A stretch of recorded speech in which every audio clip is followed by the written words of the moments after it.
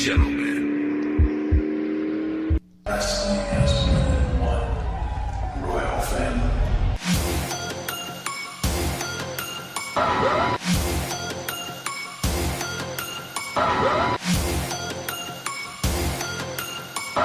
I am my kingdom!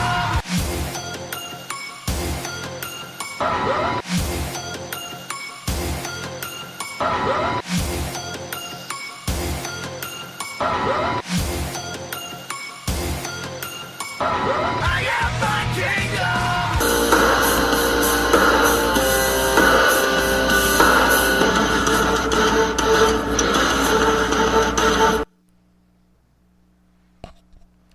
This weekend used to be my favorite weekend of the wrestling year. SummerSlam used to be my favorite show of the wrestling year. But 2009 or so we're going on 10 years, I think WWE started going downhill. And while they were always able to re-pique my interest in SummerSlam 4 years ago, even that started to change. So I listened to Busted Open, and I hear people on there talking about how it was a great SummerSlam this year.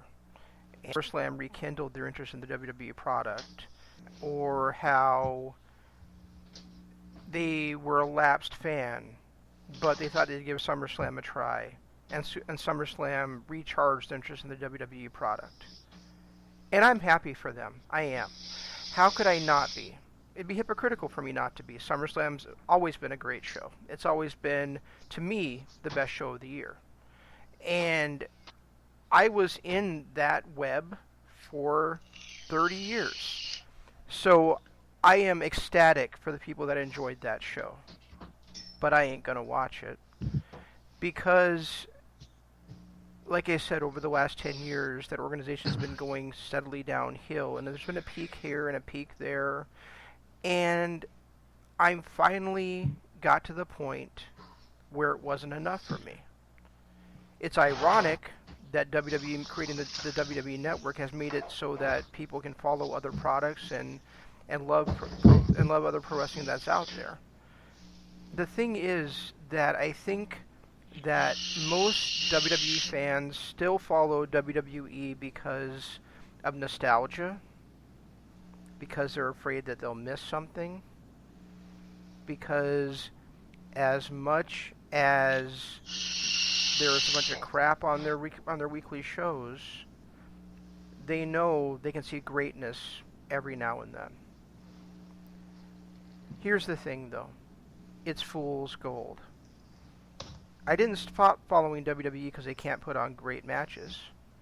I didn't stop following WWE because every single pay-per-view they have didn't have at least a good match. And they certainly, like they did with SummerSlam apparently, can at least once or twice a year knock that ball right out of the fucking park. The problem is they can't do it on a consistent basis, and I got tired of being disappointed. And that's where I'm at now, and that's why I follow the shit that we're going to cover today. And today we're going to talk about how no matter how great SummerSlam was last night, in a month, a lot of those same people are going to be back down on the product. But when you see what Bully Ray did with Summer Supercard, when you see what Triple H did with NXT, and what you see what NJPW did with, admittedly to me, a disappointing G1 in the finals, how the fuck can you not see what else is out there in the world of pro wrestling? Welcome to Kingdom of Honor. I am your host, Zanman Sadunia, and joining me, my brother, my friend, the Honorable Jeff. So I've got two questions. I'm going to start with the obvious first. Why did the G1 disappoint you? Well, it's basically been what I've been saying over the last few weeks, is simply I lost interest after my favorites were all 0-2, 0-3, 1-3, 0-4 after the first week. I knew that there was probably a couple of them that were going to rise to the top, or at least close to it, but not the ones that I most wanted to. Well, you had anyways. to admit though that the final was a hell of a good match between two quality players who you probably beginning of the year had high hopes for. Oh yeah, the final was awesome. That's not the point. My point was simply that I lost interest in the G1. When I say it was disappointing to me, I didn't mean the result was disappointing. Simply that because of what happened at the beginning, I just wasn't able to get into it the way I have in years past. Yeah, that's fair enough. I mean, it was kind of difficult seeing Jay White lose his first three matches, or two out of his first three matches, and Ospreay only having like 4 points the entire series. All that was pretty rough. But at the same time, you still had two guys who are the future of JPW along with Okada that were on top at the end of it. They weren't. I said I didn't follow their journey to get there. The results were great. I wish that I'm torn because for those of you that haven't seen it yet, earmuffs because I feel like Kota Ibushi winning the whole thing is a great twist for the Jay White character. You've said now. I think he's ready, and he was my pick. Ibushi was my second pick, so I was happy to see both of them in the finals, and then, at least one of my picks winning the whole thing. But at the same time, I really wanted Jay White to win it because I thought having him headline Wrestle Kingdom, he was ready for. And, maybe I should have bought into everything that you were saying that he's just not ready for it yet. And I like the fact he lost because now this gives him the opportunity to go out and build on his badass character that he did last year that led him to winning the title against Tanahashi. I just want to, before you go further, I just want to say that just because Jay White lost to Kota Ibushi this morning doesn't mean he's not going to be headlining Wrestle Kingdom. No. Because they're running for the first time ever back-to-back shows in the Tokyo Dome on January 4th and January 5th. So he could very easily get a consolation prize of main eventing one of the nights against Naito for the Intercontinental Championship. And also there's a long fucking way to go. There's still two title defenses for Okada before we get to Wrestle Kingdom, and there's still more than likely two briefcase defenses for Ibushi before we get to Wrestle Kingdom. So this ain't over yet. Yeah, and I mean, that's where I was going to go. I'd love to see the vicious side of Jay White come back out. He's going to challenge Ibushi again for that briefcase. It's just going to happen. So it'll be interesting to see where we go from here. I kind of hope this brings back the Jay White that we saw last year, the one that was literally ready to main event Wrestle Kingdom last year. Well, it's so hard because these are probably my two favorite pro wrestlers in NJPW right now. Ibushi is my favorite babyface, and he's just my favorite. In the ring, he's so goddamn exciting. And Jay White's my favorite heel in the promotion. So to see them against each other was pretty awesome, and I do give you credit for picking this because I thought that neither guy had a chance. And I think the better story would have been White winning and Ibushi losing for both guys, because then you have Ibushi could come back after losing to God, after being cheated after losing to God last year, after being cheated out of it by White this year, and then next year just set the world ablaze, win G1, win at Wrestle Kingdom, and finally be on top of the wrestling world as the IWGP Heavyweight Champion. And then you have White, who you and I feel like in a lot of ways this was a lost year for him. I mean, right. Yes, he beat Okada at Wrestle Kingdom, and he got his first taste of the IWGP Heavyweight Gold, but he also never got a successful defense of that championship, only had two main events as the champion, and even though he beat Tanahashi again, really was kind of wayward for half the year or so. So And so him coming through and winning the G1 would have been a nice consolation to not getting a successful defense of the championship, and then going on to Wrestle Kingdom. Whether he won or lost to Okada, at least he's in the main event of the biggest show of the year. So I mean, to me, that was the better story for both guys. But I'm not gonna fucking sit here and complain that Kota Ibushi right now is in line to be in the main event of Wrestle Kingdom. no, and I'm not either. And look at how lucky we are right now. We've got right now 4 guys that could legitimately make a claim for the best heel in the business, with Jay White, Matt Taven, MJF, and Sami Callihan. I can't remember a time when we've had 4 heels that are basically the top of their companies, or near the top. Yeah, that's a really good point. And not just near the top, but legitimate claims for Wrestler of the Year spots. I mean, MJF would be a long shot, but the other 3 have legitimate claims for Wrestler of the Year category, or being in the Wrestler of the Year category. You know what? I'm gonna say that there's a 5th one in there that escaped your sentence, but has not escaped your notice. But it's probably under the radar of a lot of people out there, and needs to not be. And that's Selena De La Renta. Yeah, I guess I never would have.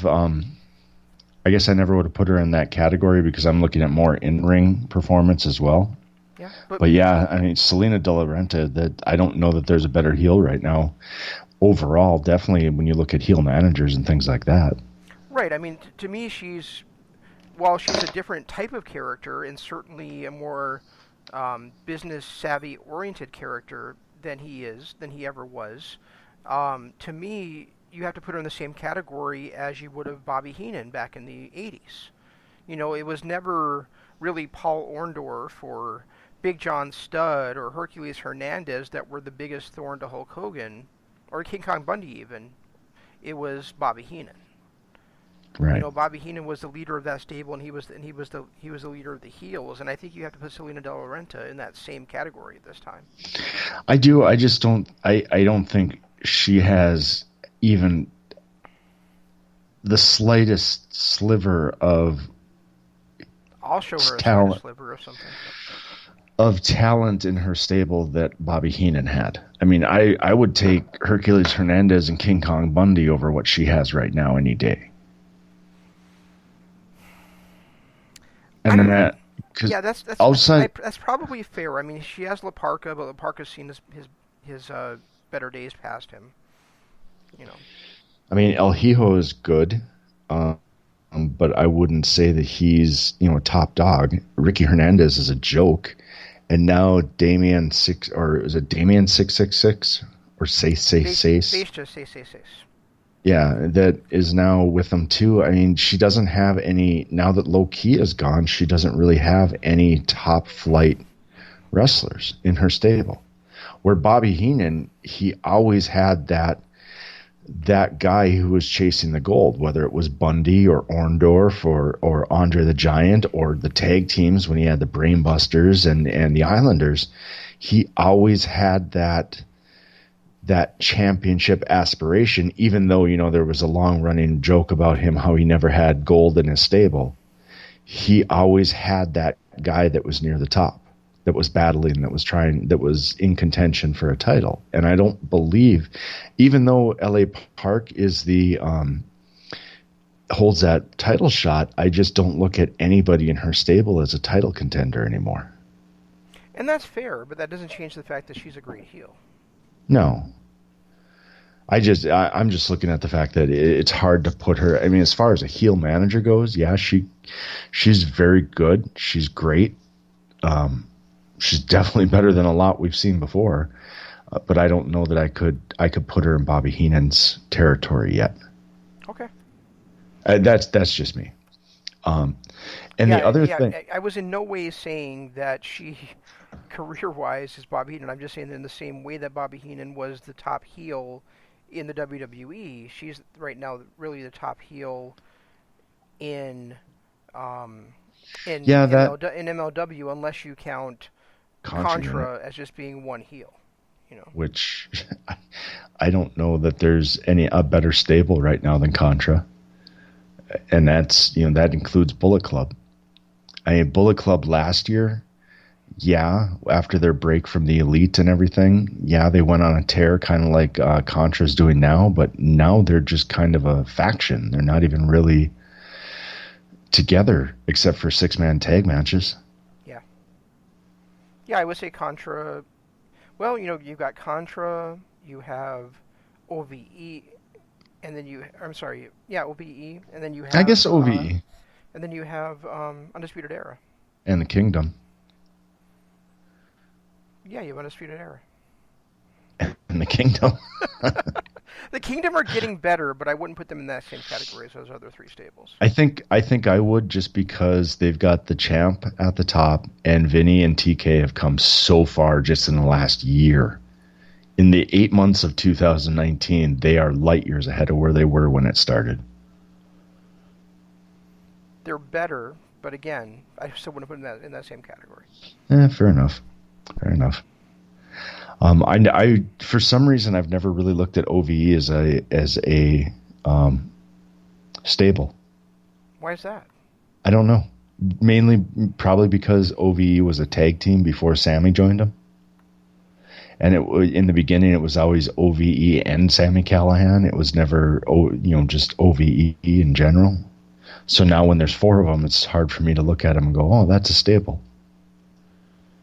That's interesting. I don't know. I've always looked at it as OVE is Jake and Dave Christ, and then there's Sammy Callahan and Madman Fulton.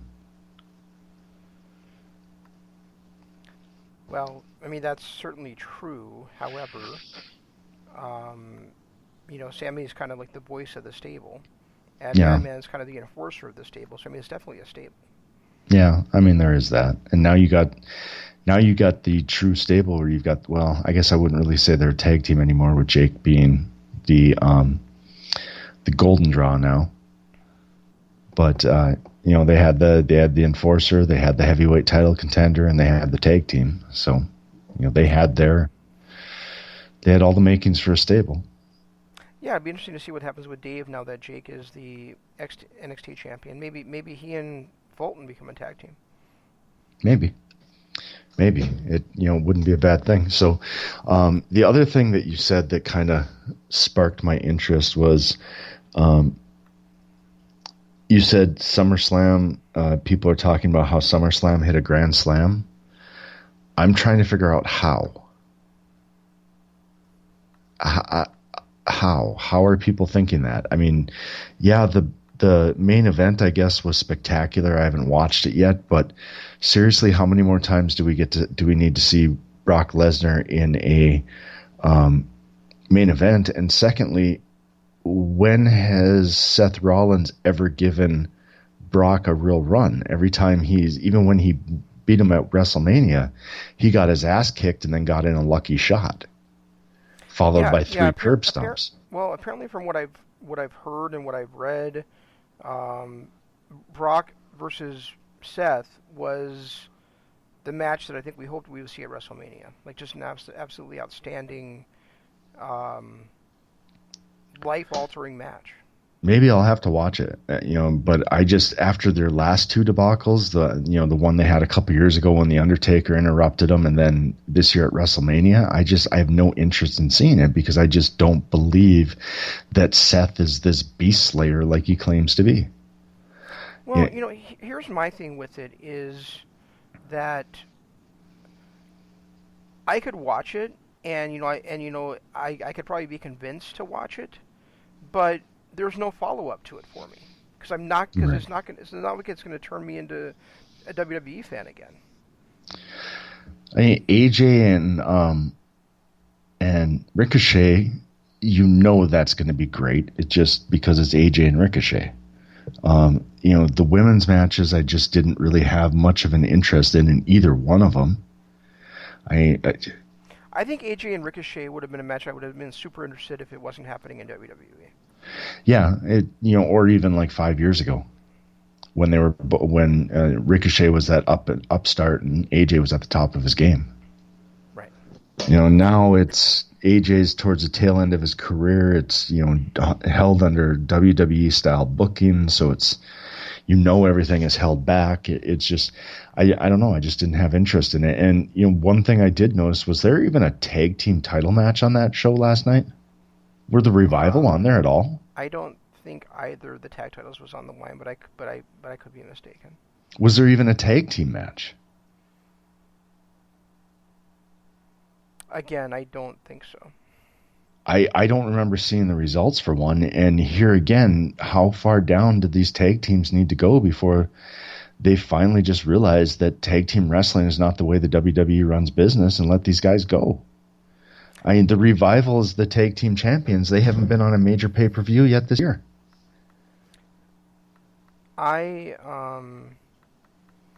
Coming into SummerSlam, and I don't follow WWE, but of course I hear about it when I listen to Busted Open. I would have been interested in AJ versus Ricochet if it had been taking place on another promotion. I would definitely have been interested in Trish versus Charlotte. And then I would have hoped that Rollins versus Lesnar would have lived up to what I wanted to see at WrestleMania. And all three of those matches apparently delivered. So, I mean, that's great.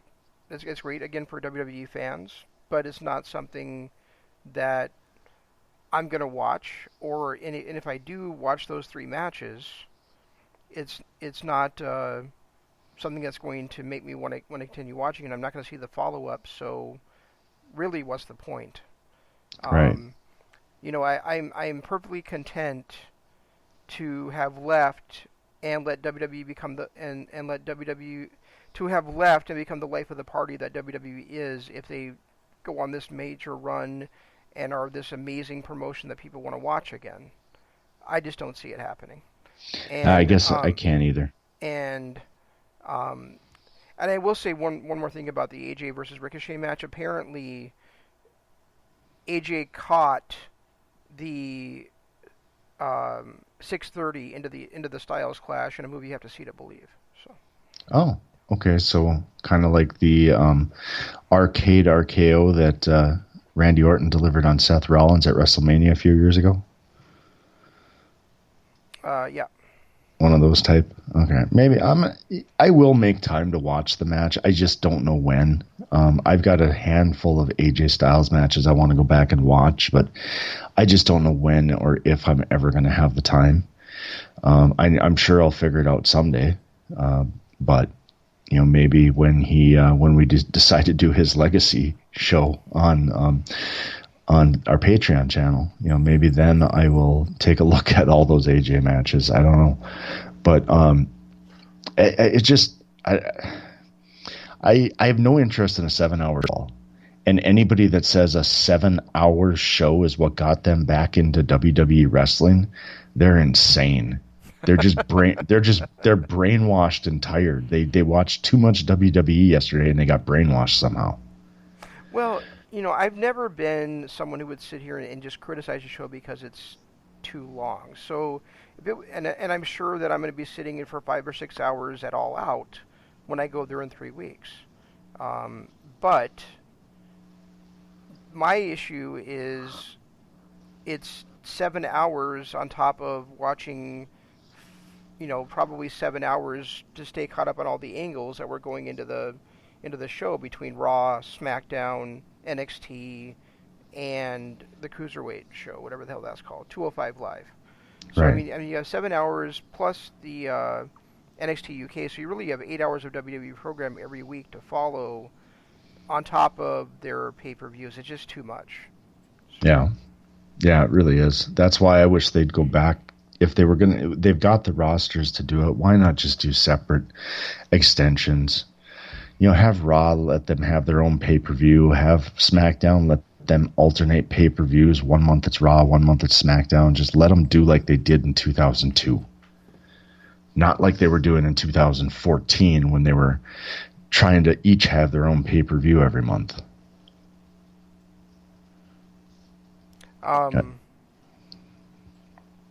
Well, let's talk about the show that probably, well, I'm not going to say probably, but quite possibly was the last takeover I'll ever watch.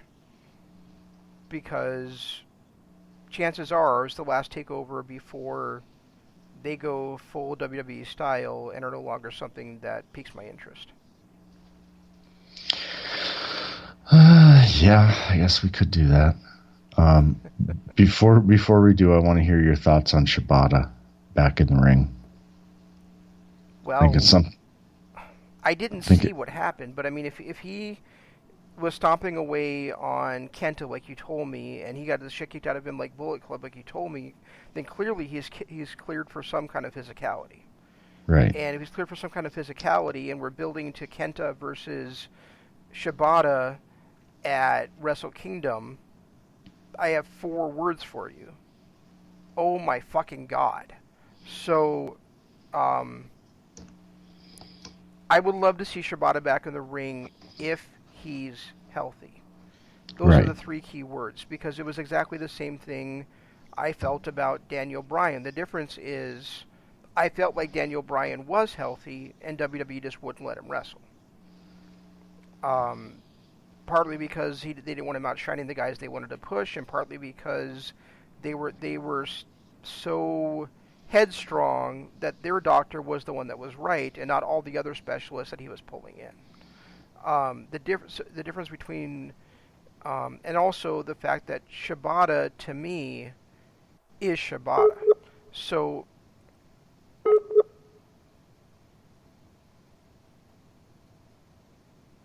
are you there? Am I there? Anyway, Shibata to me is Shibata. So if he's going to come back, I want him to be the actual Shibata. You know, I want him to be the hard-hitting Shibata of old. I want to see that Shibata, but I don't know that he should be that Shibata if he comes back, even if it's his friend Kenta. You know, if he hurt himself with his style. I loved his style. I think we all loved his style. But he hurt himself with it. And that's a problem. It's a problem when your style is what seriously hurts you. So I really don't know, you know, if he should actually, you know, back on or not. If he should actually go back to pro wrestling or not. If he's healthy and his doctors say he's healthy, great.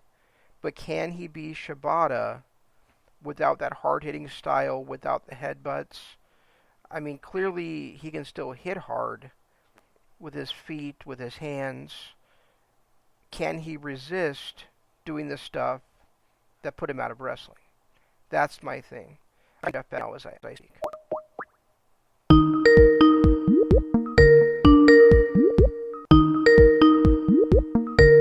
Back. Am I back? You're back. I don't know what just happened. And the gist of what I just said is, as you had gotten disconnected, is that I would love to see Shibata back, but I'm afraid for Shibata to come back because I'm afraid he won't be able to resist the bad habits that got him out in the first place. And that's kind of what we were afraid of with Daniel Bryan too. Yeah. If he can resist those bad habits and change the way that he wrestles like Daniel Bryan did, then yeah, I'm all for it. Yeah, because he'd be the hard-hitting guy. He just would have to use his feet and his hands and not his head, you know. Right, exactly. You know, he'd have to stop with the headbutts. He'd have to stop with the, you know, the dives that he used to do, and just be the Shibata that he was without the headbutts, basically, and he'd be fine. Now, I can't see him coming back to the level he was about to be at 3 years ago before he got injured. So, no, absolutely not. So I don't think if he comes back, we're looking at a Shibata that's going to be back in the World Heavyweight Championship scene. But maybe he'll get like a career reward and get like a quick Intercontinental Championship run or something, you know. Yeah, maybe. And if not, then at least we'll have the real never openweight champion back. Exactly. Yeah, and then probably, I guess Ishii, his first run, he was a pretty good never openweight champion too. But God, ever since Ishii lost that belt, it's been just downhill ever since. what I really would, what I guess really what I really would prefer, what my real thing for Shibata would be, is that he has this one comeback match against Kenta. He beats Kenta in Wrestle Kingdom, and then he has an official retirement. Yeah.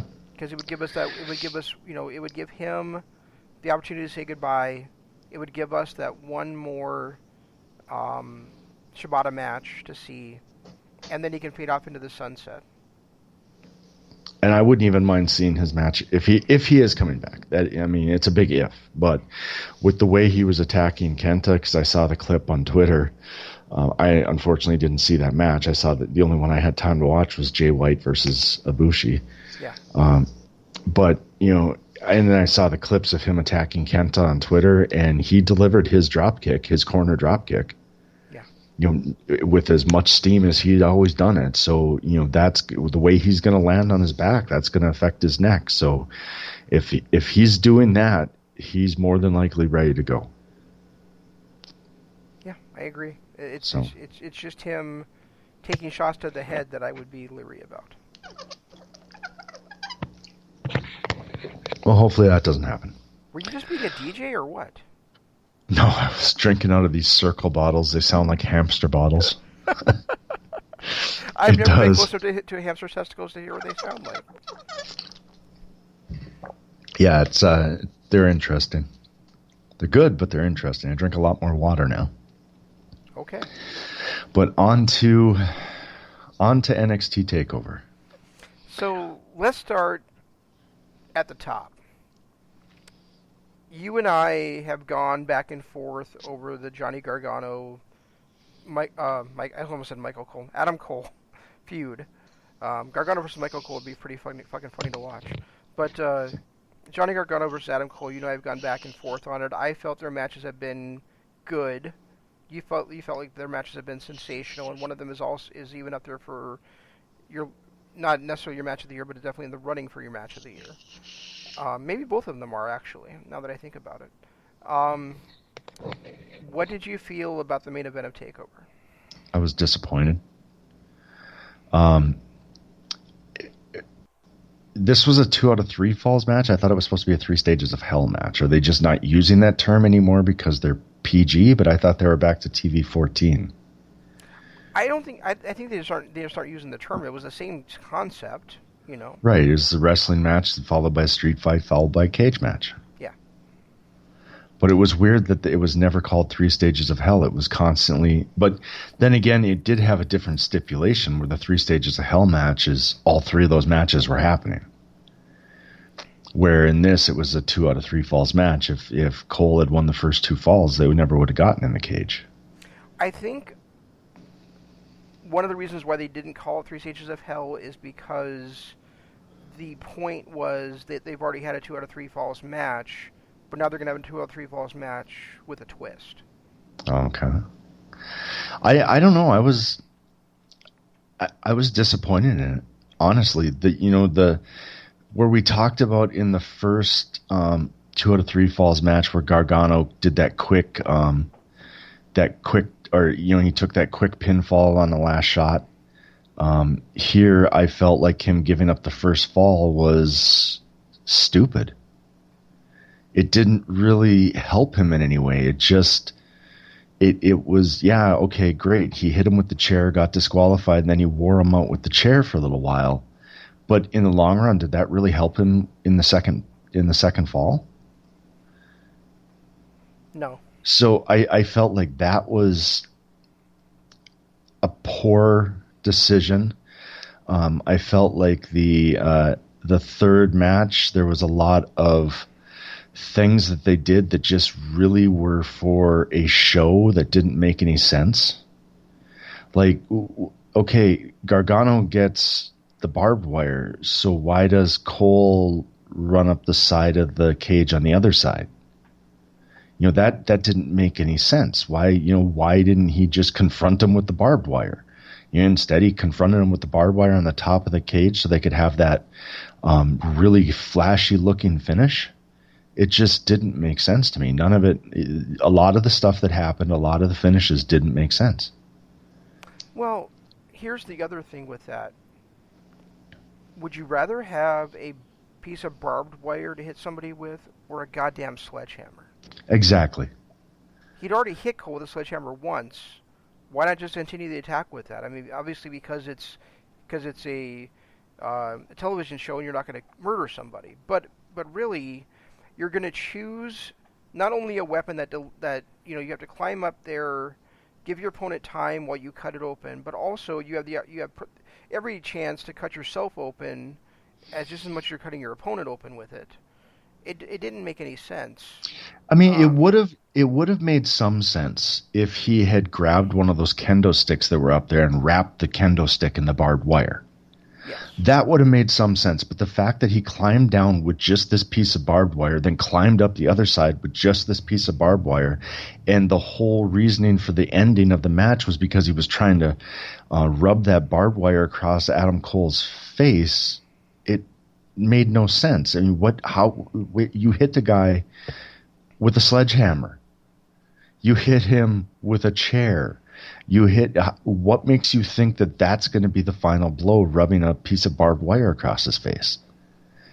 And there, too, when he dumped that bag out, there was a pipe in there. There were brass knucks in there. Don't you think those would have done a little more damage than rubbing a piece of barbed wire across his face would have done?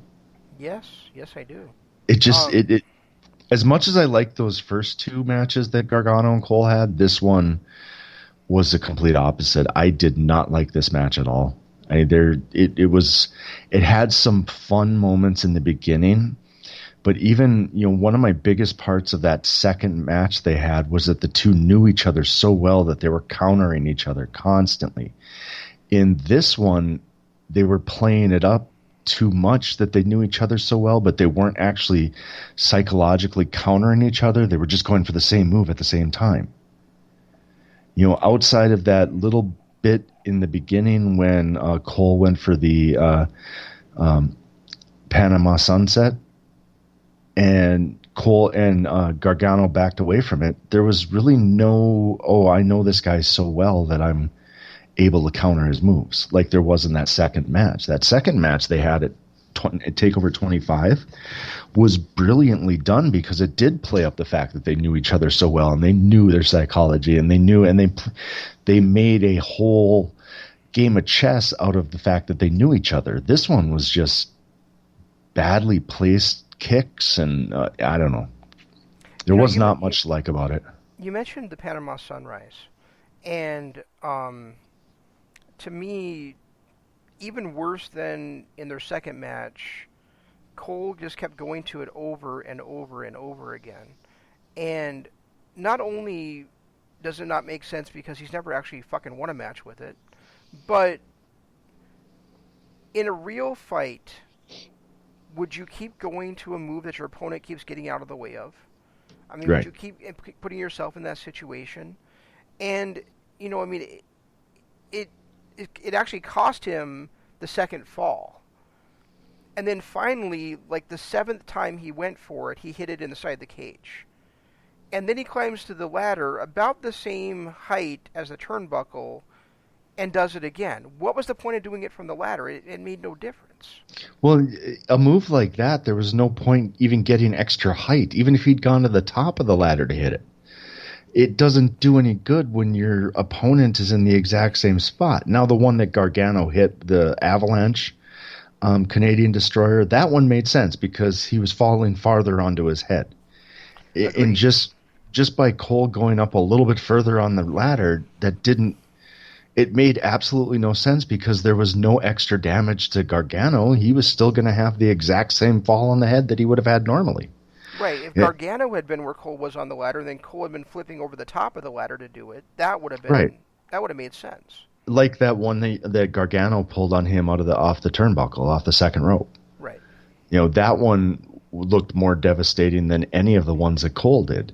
And then there were certain spots in this that I couldn't buy into. It didn't.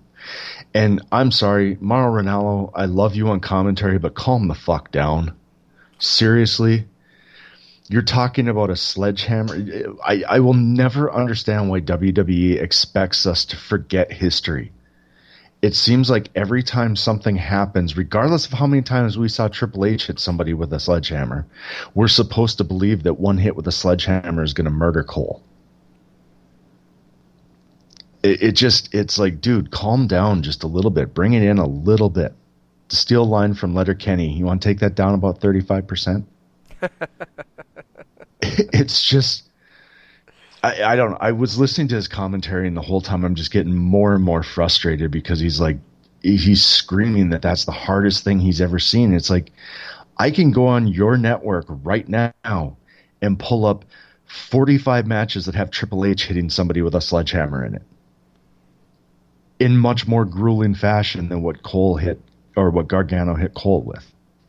Yeah, unless you're gonna beat somebody with a sledgehammer the way that Lindsay beat Angel with a sledgehammer, a human being is not going to die from it. Yeah, that's true. Lindsay McDonald, my second all-time favorite Angel character. Yep. Yeah, I caught the reference. Yeah, I know. I'm just saying to the rest of the audience. If you don't know, who Lindsay McDonald is, watch some fucking Angel, because it's one of Jeff and I's favorite shows of all time. Still, my favorite Lindsay episode is the one where he was caught in a parallel dimension, where he thought he was in some great home. Oh yeah. He thought he'd finally found his home, sweet home, or whatever. That's still my favorite episode. Regardless, that's a whole nother issue for another time. But no, this was not. No, there was nothing. Even like I said, right down to Mauro Ranello's commentary, I was just over it. I just, after that first fall when Gargano hit him with the chair, I was over it at that point. I just couldn't care less about the rest of the match. Yeah, I felt the same way. I mean, the chair shot like that. First of all, let's go back to when you talked about the 2 out of 3 falls match the very first time they had it. You compared it to when Cody tapped out against Nick Aldis at the anniversary show, and it makes sense. Like when you're caught in a submission hold, you can't get out, that you're gonna tap out. And what you said about Gargano is, he knew he had the shot, he knew he was in a bad way, so why bother kicking out here? Why didn't I save myself some punishment? He wasn't in that same situation here. Well, yeah, it makes sense in those situations. It makes sense in an Iron Man match where you might be able to knock your opponent out with that chair or get that disqualification, but then you can beat the living hell out of them until that fall starts, and then get a bunch of pinfalls right in a row. Here, there was no distinct advantage to hitting Cole with a chair. Well, yeah, because they wouldn't start the match until Gargano stopped hitting him with the chair.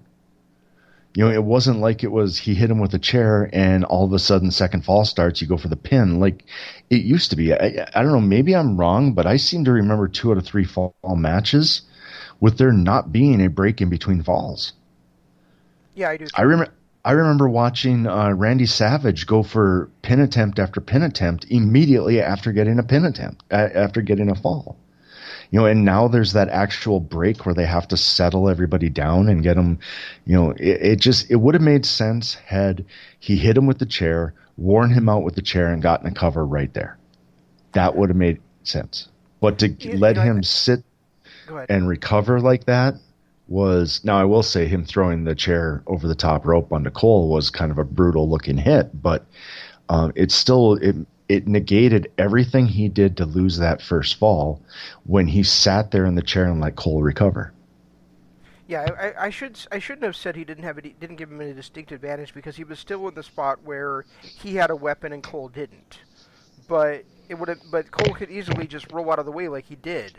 So I mean unless Cole was like tied into the ropes to start the fall, then Gargano's advantage was minimized at best. Yeah, exactly.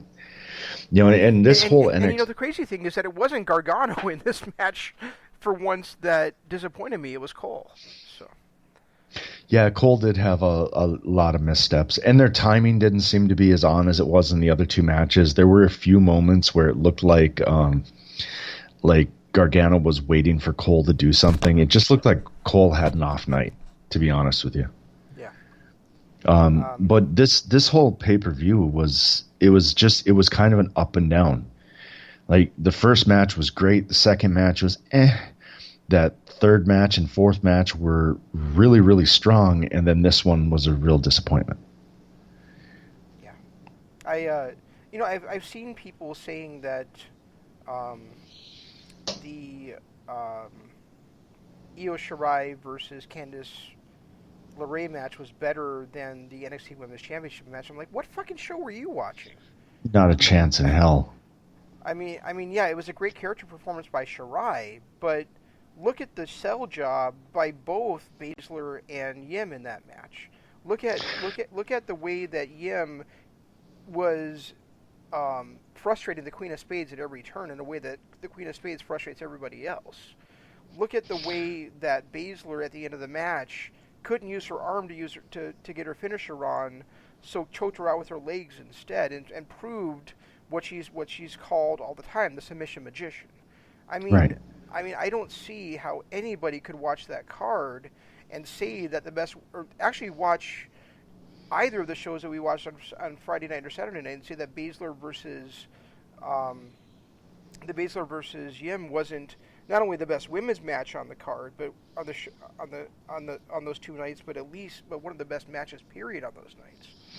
I'd say if I had to rank them, I would say Baszler versus Yim was the fourth best match on the over the weekend. The two shows that we saw, those final two matches of Ring of Honor show, and then that triple threat match with Dream, Dunn, and Strong, and then the Baszler Yim. Yeah, if I had to rate them. And I know we're getting a little bit ahead of the Ring of Honor show, but I would say the world title match was number 1, the North American title match was number 2, the ladder war was number 3, yep. and Baszler versus Jim was number 4. Exactly, and that's my exact ratings as well. Yeah, and I am very borderline on 1 and 2. I mean, I could easily flip those on any given day. See I don't know. We'll get into that when we get into it. There were some weak spots on both of them, but I thought they were both still really strong matches. Yeah, I mean, we talk about, well, I mean, you don't because we've covered this on Patreon, but to you, the Triple H, Shawn Michaels, Chris Benoit match has lost some of its luster and kind of faded from being a 5-star match for you. Right. I think you said you kind of had it at a 3.5 when you watched it the last time. Right. And we talk about probably the best triple threat match of all time, Samoa Joe versus Christopher Daniels versus AJ Styles. Yeah, because the most epic triple threat is probably Brock Lesnar versus John Cena versus Seth Rollins. Although I'm so sick of both Lesnar and Cena, I don't know if I ever want to watch that match again. To me, this match was absolutely outstanding, and I could see it in the running for the best triple threat of all time. See, and I put this one right up there. To me, the best triple threat match was always has been, always will be the AJ Samoa Joe Christopher Daniels match. And this match, there were so many things that happened during this match that reminded me so much of that match. Like the standoff in the beginning with Dream and Dunn going back and forth, and Roderick Strong standing on the edge going, "Hey guys, what about me?" It reminded me of when Christopher Daniels did the exact same thing that Roderick Strong did to AJ and Samoa Joe. They had their little comedy bits where the two of them were, taking apart one of the other guys. Like the only difference here is in that match in Impact or TNA in 2005. The only difference was that it was Christopher Daniels that seemed to be the guy that always got picked on. In this match, there was not really one set guy. In the beginning, it was Roderick Strong, where they kind of both teamed up on him. And then when Pete Dunne had them both down and he was stomping both of them, and they both kicked up and they took on Pete Dunne, it just, and then both of them were, Roderick Strong and Dream were going after Pete Dunne. It seemed like they were alternating who they were. There was really no set allegiance. Like with that triple threat that I consider the best of all time, there seemed to be some form of allegiance, and it was all against Christopher Daniels. This didn't have that. No, and there were spots in here, and I'm sorry, I can't think of them on the top of my head, but I mean, there were spots here I'd never seen on a triple threat before that I think were very innovative. I loved the finish. I loved how, a lot of times we'll see that where a guy will hit his finisher, get thrown out of the ring, and the other guy will get the pin. Well, here they subverted that where Dream hit his Dream Valley driver, Strong threw him out of the ring, hit the end of Heartache, and then he still ended up losing to the top rope elbow from the Dream.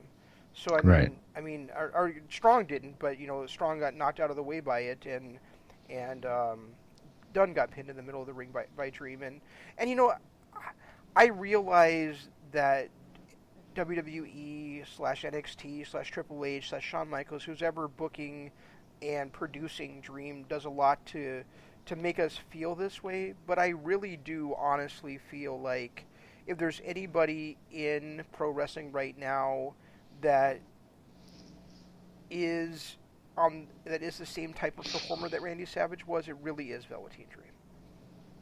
He uses, I would say, about 90% of Savage's offense.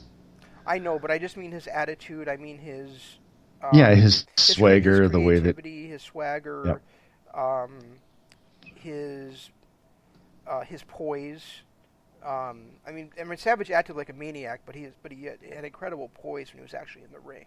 Right. And just his heart and his desperation. I mean, he really does feel like a young Randy Savage to me. In this match, I actually only had two negatives. One, that ridiculous entrance by Velveteen Dream, with the "Oh Canada" being, or the Mounties theme song being played, and then the Toronto Raptors dancing, and then that weird little white guy in the background trying to actually dance with everybody else, and then Dream comes out. I thought that was ridiculous and really kind of turned me off. I almost shut it off at that point and said, I'm not dealing with this crap, because and then there was one spot where Pete Dunne went to hit Roderick Strong when they were all three trading blows in the center of the ring, and Dunne literally had to stop mid-punch and wait for Strong to turn around. That was the only other negative, and that was such a small thing that was easily overcome that I didn't care too much about it after about 5 seconds. Yeah. But it really stuck out that had happened. Yeah, I guess I remember that too. Yeah, and then Dan, we talked before about how I'm kind of over the overproduction they do on these shows for WWE and for Takeover. I mean, if you're gonna have Lizzie Hale come out there and rock somebody in with a guitar like she did a few takeovers ago, I'm down with stuff like that, but I don't need like the big war drums for War Machine or the dance number for Dream, things like that. I think my biggest criticism on the dance number for Dream was the fact that when you're an audience member watching at home or sitting in the audience, if you're a promotion, the only time you ever want your audience to go, what the fuck is happening, is when somebody either returns or a surprise debut and they're beating someone down in the ring. Otherwise, you never want your audience to go, what the fuck is happening? And I felt like that with the Mounties theme song and the Canada and then the dancing and everything before they even turned the lights on, and so you knew it was about the Toronto Raptors. And then even then with the Toronto Raptors, I sat there for a good 5 minutes going, what the hell is going on here? The other thing with that confused the hell out of me is, I don't know if you remember this, Jeff. I'm sure that you probably do, since you have a big memory. You've been watching NXT a long time, also. But when Velveteen Dream debuted, he wasn't Velveteen Dream. He was Patrick whatever, and he was wearing red, white, and blue. Yep. And yet now he is the adopted son of Canada. When the fuck did that happen? There was another part too, and I hate to nitpick, and this is on Mauro Ranallo again, because I just thought he was more over the top than normal. I don't know if maybe he was having a bad night or what the hell was going on, but he was not on his game. But he had mentioned something about how Velveteen Dream was wearing the colors of the Maple Leafs. And I'm like, dude, do you realize you're in Toronto and the Maple Leafs wear blue and white, not red? He probably meant the Raptors. Well, when he said the Maple Leafs, I'm thinking he was talking about, the colors of Canada, Yeah. being red and white, not realizing that he's in Toronto and the Maple Leafs wear blue. Yeah. That was something that stuck out too. But I don't know. This was such a great, just a strong match, and the way that they mixed in the comedy with the just brutality. Dunn is a beast. Yeah. That man is easily one of my favorite wrestlers.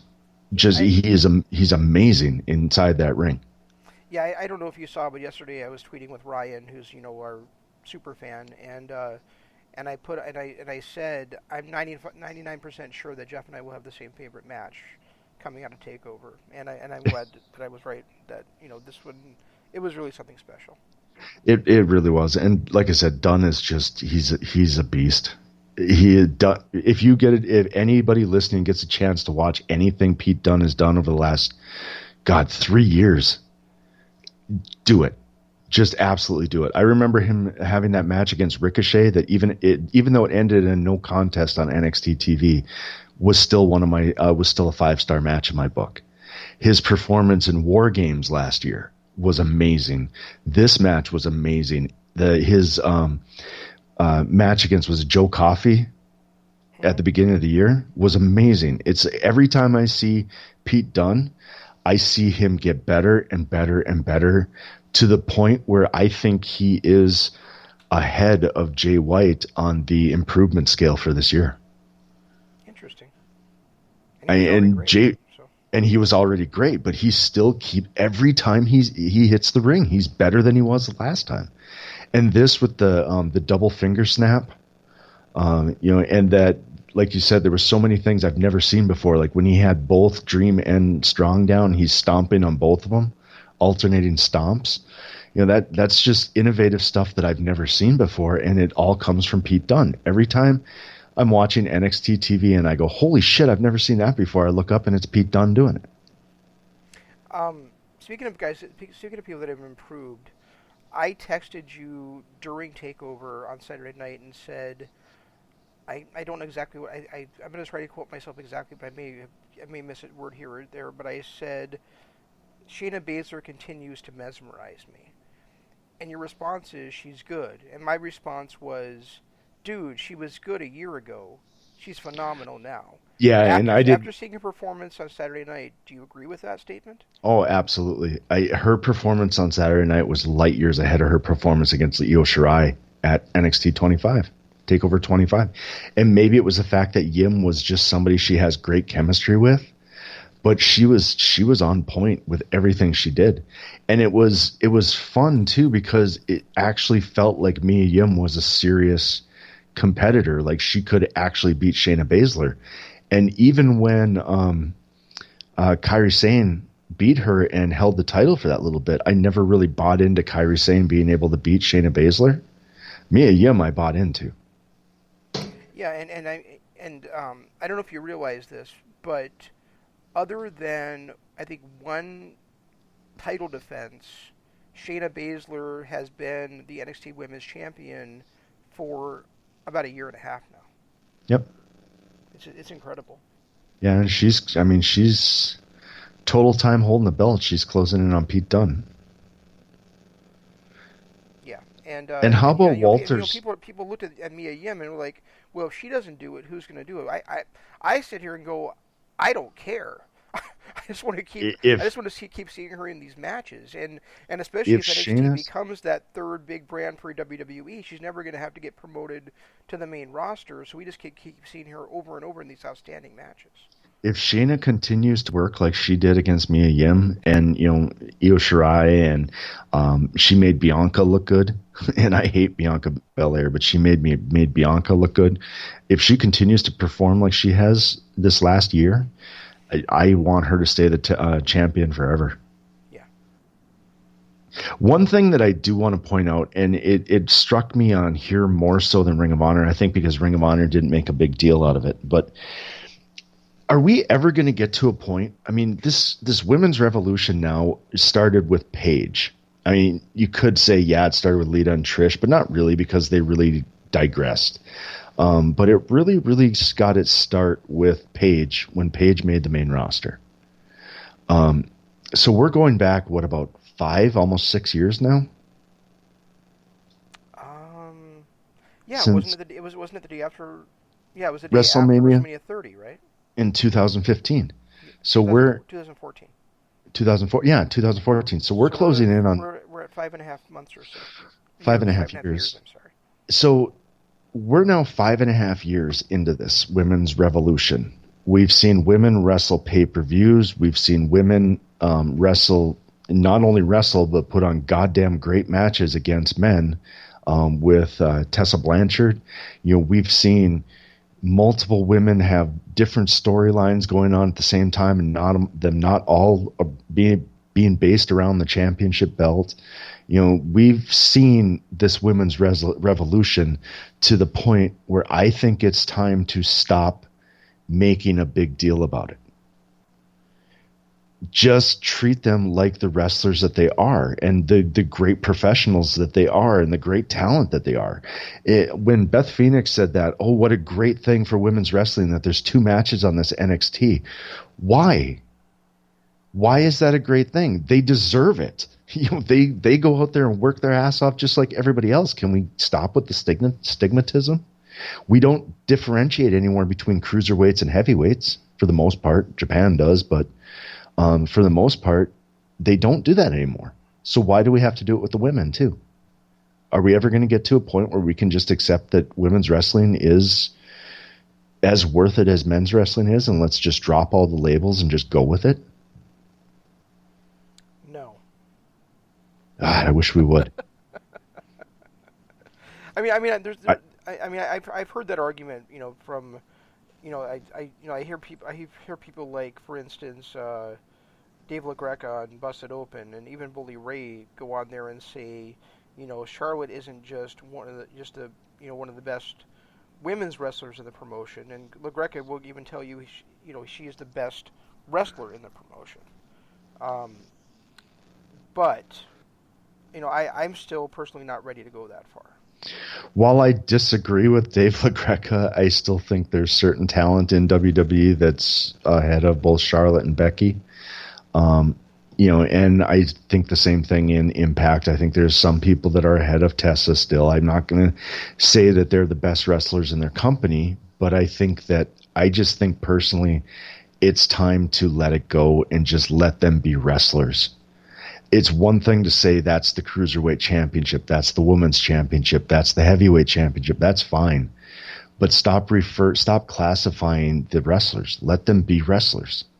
I think if you're ever going to get past the stigmatism that they have as far as women's wrestling goes, that's the only way you're going to do it, is to stop labeling it.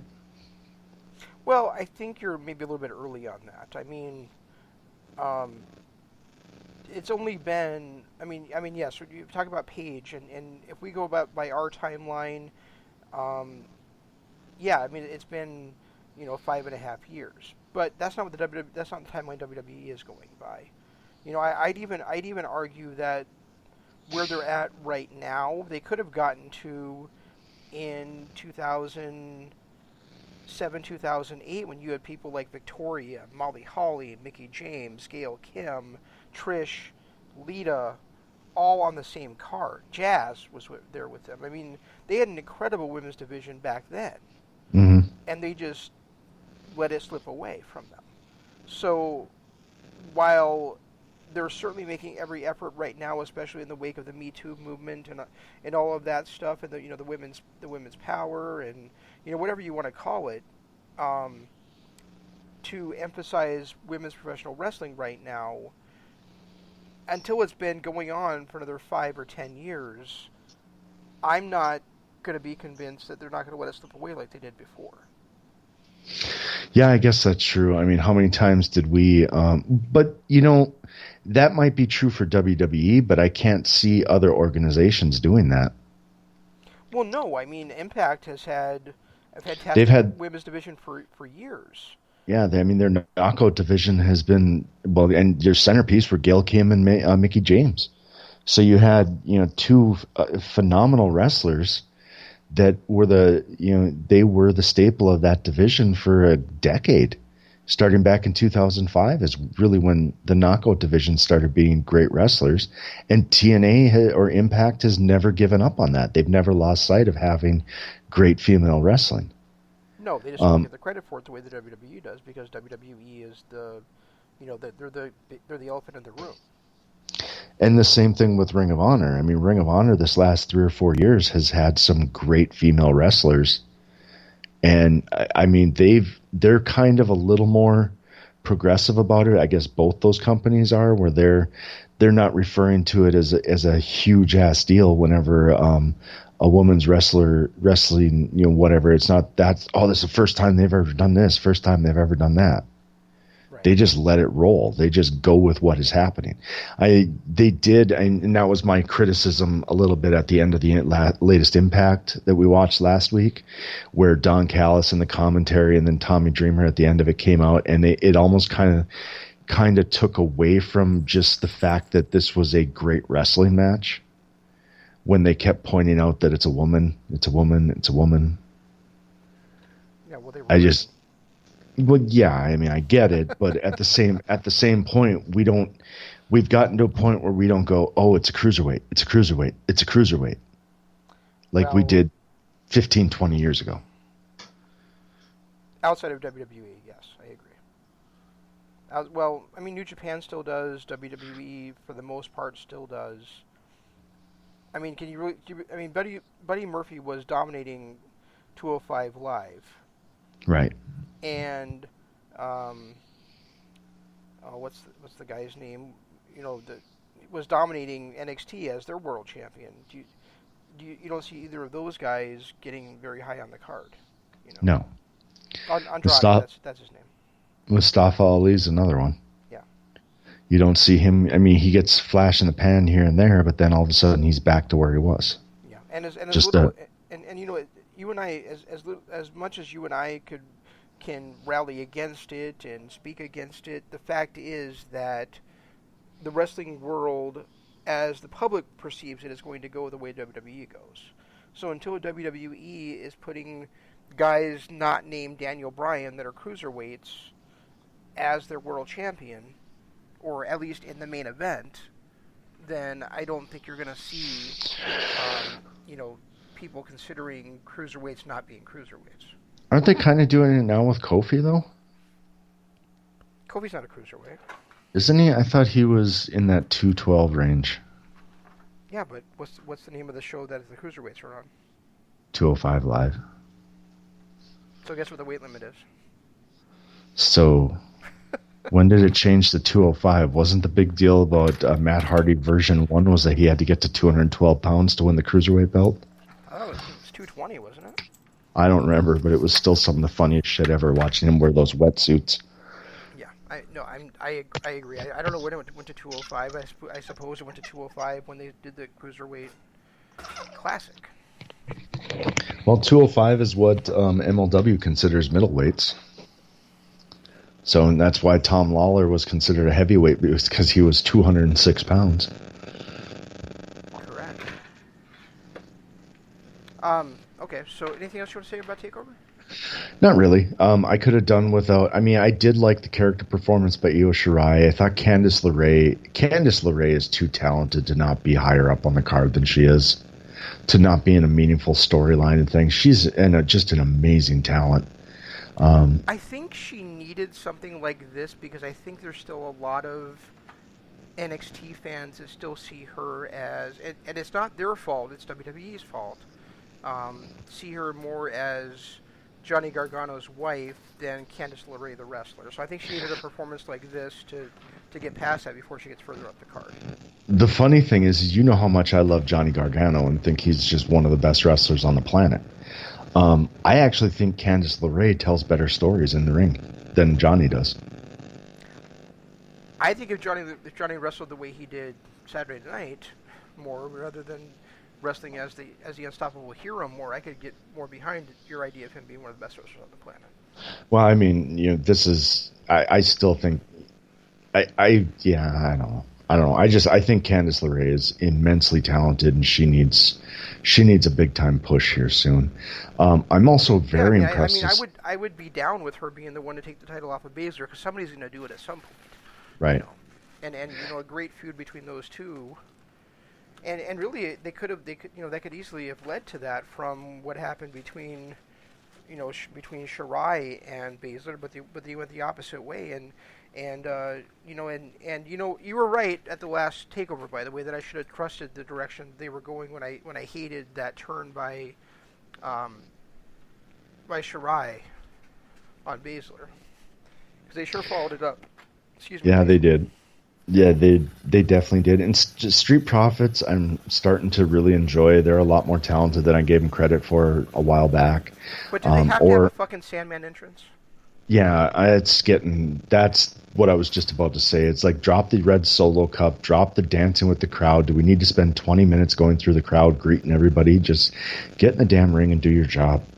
And Undisputed Era, Red Dragon is still one of the best tag teams in the world. There's no question. They're just so good together.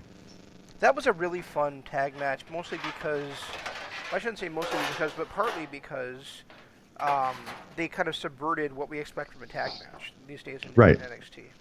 Yep. You kept expecting things like, the partners getting pulled off the apron when they go for a tag, or distracting the referee from a tag, and none of that ever happened. It was just basically a straight-up tag match, and that was really enjoyable to see. And both O'Reilly and Dawkins, and O'Reilly sticks out in every tag match he's in. Whether he's getting his ass kicked or whether he's the one doing the ass kicking, he always seems to be the guy that stands out. Angelo Dawkins was another guy that really stood out in this one, too. He had a very good performance. I've always been a fan of Angelo Dawkins. I'm glad he's gotten some success. I think I mentioned that when we covered Takeover 25 a few months ago. Oh, more than likely. More than likely. I'm sure you probably did. And I really I think that Montez Ford has improved greatly in those 3 months too. Oh yeah, he absolutely has. I thought he was outstanding on this show.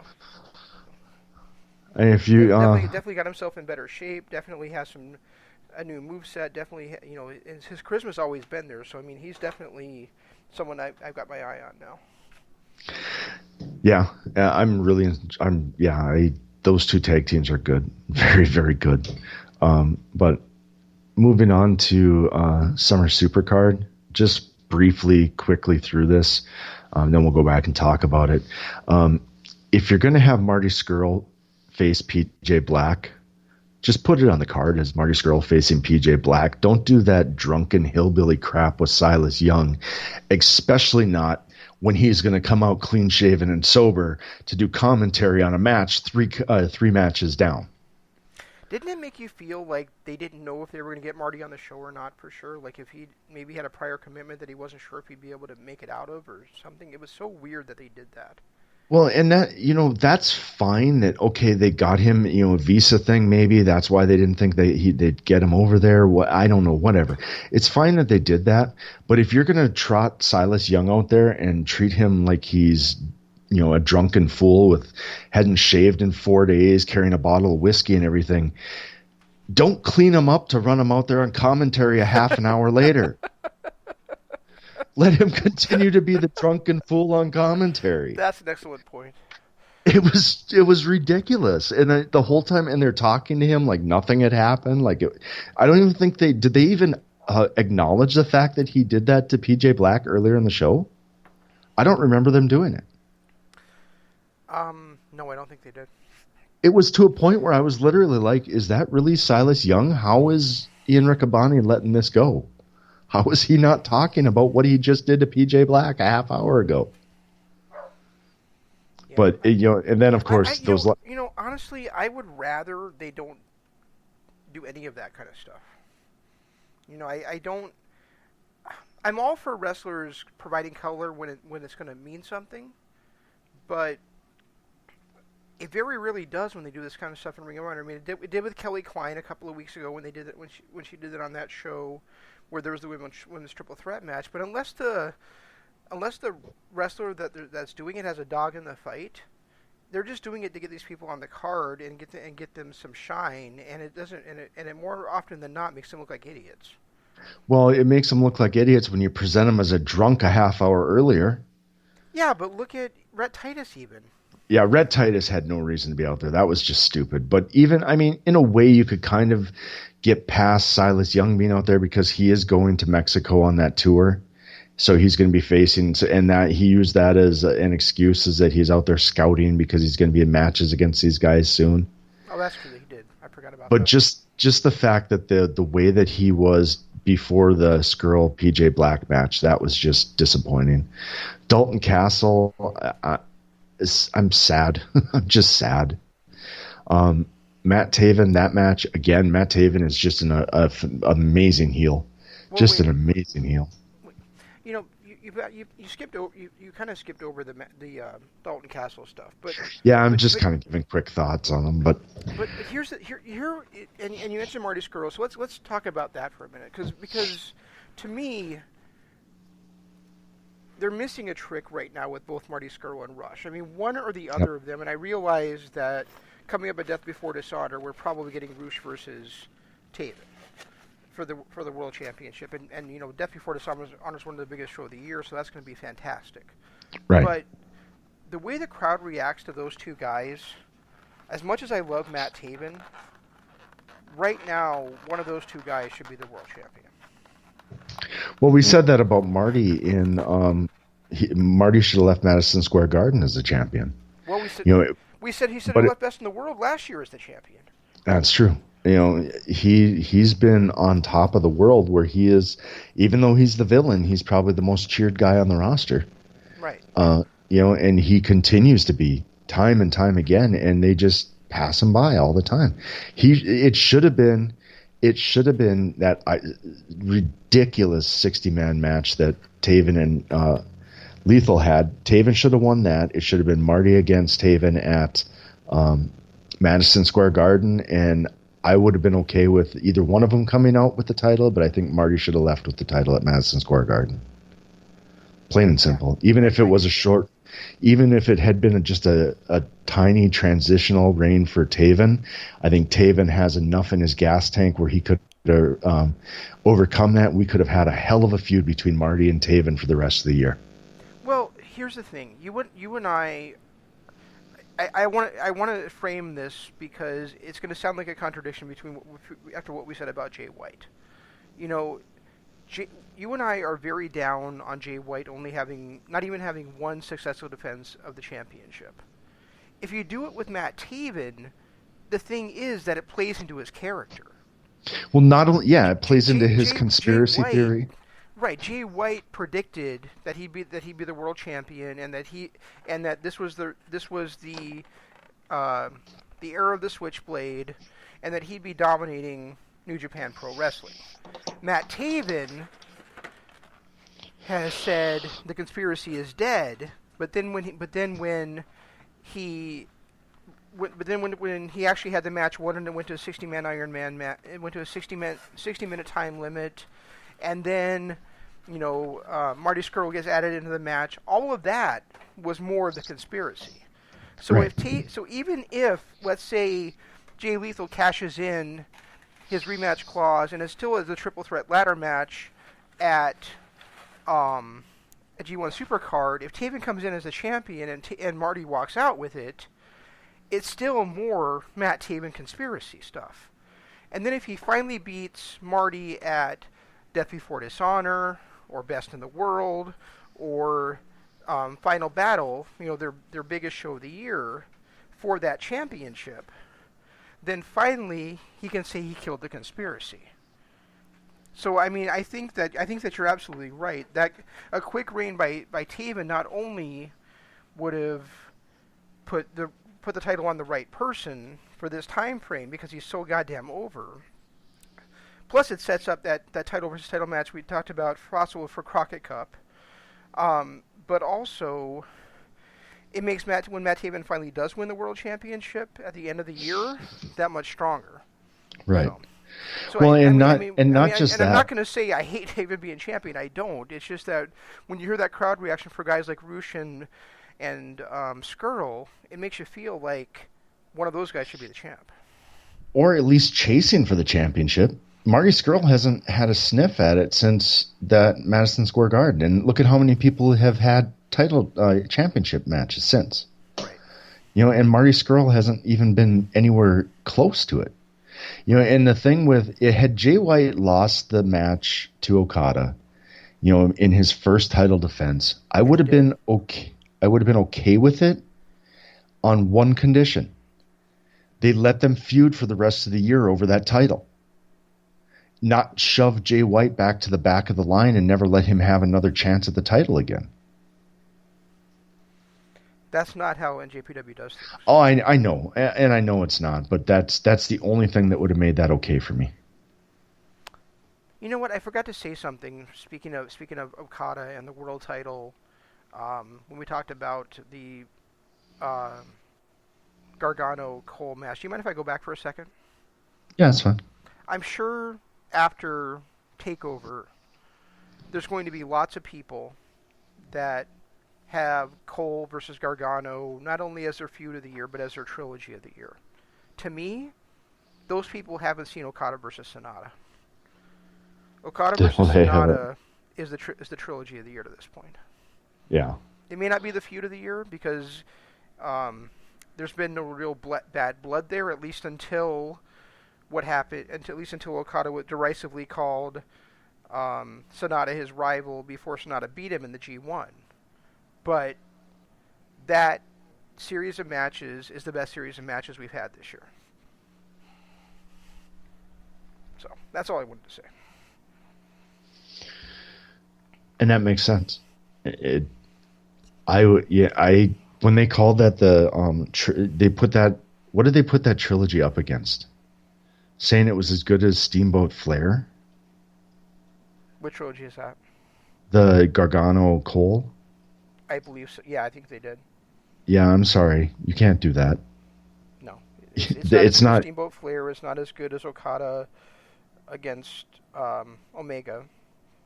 It's just not there. I don't even know if I were to pick Orton and Cena's best matches against each other if it beats that trilogy. Yeah, I don't think so either. They had two phenomenal matches. I'll give them that. Those first two matches were fantastic, both of them. But I don't know that I would put it up there as one of the greatest trilogies of all time. Yeah. Well, the thing is that I think you go fantastic, awful, or poor, and I go good, mediocre. So right. Well, and if you think about it too, that's not even Gargano's best trilogy in WWE or in NXT. No, right. You're right. We should have said Gargano and Ciampa, shouldn't we have? I would put Gargano Ciampa as possibly the best trilogy of all time. I could definitely see an argument for that, but not Gargano Cole. Yeah, could you imagine? And if Gargano and Ciampa had that same match that Cole and Gargano had this weekend, I think we'd be raving about it. Oh, more than likely, because those two were brutal. They really were. They were really brutal. Yeah, I don't know. I think that they like for us to forget history for some reason. I mentioned this at the very beginning of the show, but I'm gonna say what I said. I'm gonna say what I said to my buddy James on the night that Summer Supercard was on, because he watched basically the second half of the show, and we were texting each other during it. If you ever wanted to see a Supercard booked by Bully Ray, you saw it on Friday night, and I loved every minute of it. So I'm ecstatic that Bully Ray is now the booker of Ring of Honor, and I'm really looking forward to seeing what he does with their biggest two shows of the year. Thoughts? Yeah, I am too. I am too. I really am excited for these last two shows. I don't. Did you really have anything on this outside of those top two matches and the Marty Skrull Roos stuff? Because nothing. I loved the interaction between Jay Lethal and Jonathan Gresham in their tag match. Yep.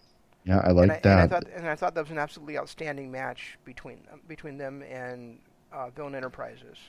No, that was Lifeblood, Bandito and Haskins. Yeah, I meant Lifeblood. Yeah. I also thought that the Kingdom looked incredibly strong against Villain Enterprises. Yep. And I loved that interaction between them and the Bouncers as well. I think that's really setting up to be a great feud for both teams, and I love both teams, so that's going to be that's going to be outstanding. I thought Brody King really stuck out in that match too. I thought go ahead. He had a good performance. I thought he had a good performance there too. But you're right. I've been toting the Kingdom all year, and Vinny and TK just delivered again. I really did like that match, which is weird because I can't remember the last time I liked a Jay Lethal match. But I did really like that tag match, and I love the direction Gresham is going. I can't wait for his full-on heel turn. I'm laughing because I felt exactly the same way about Lethal in that match. I was like, "Wow, this is where Lethal belongs in a mid-card tag team match." Yeah, that must be his calling now because he was great in it. But I cannot wait for the payoff on this Jonathan Gresham heel turn. I can't wait until he actually goes full heel because he is doing so good at it. Another thing that I really liked was Flip Gordon and his attacking Tracy Williams.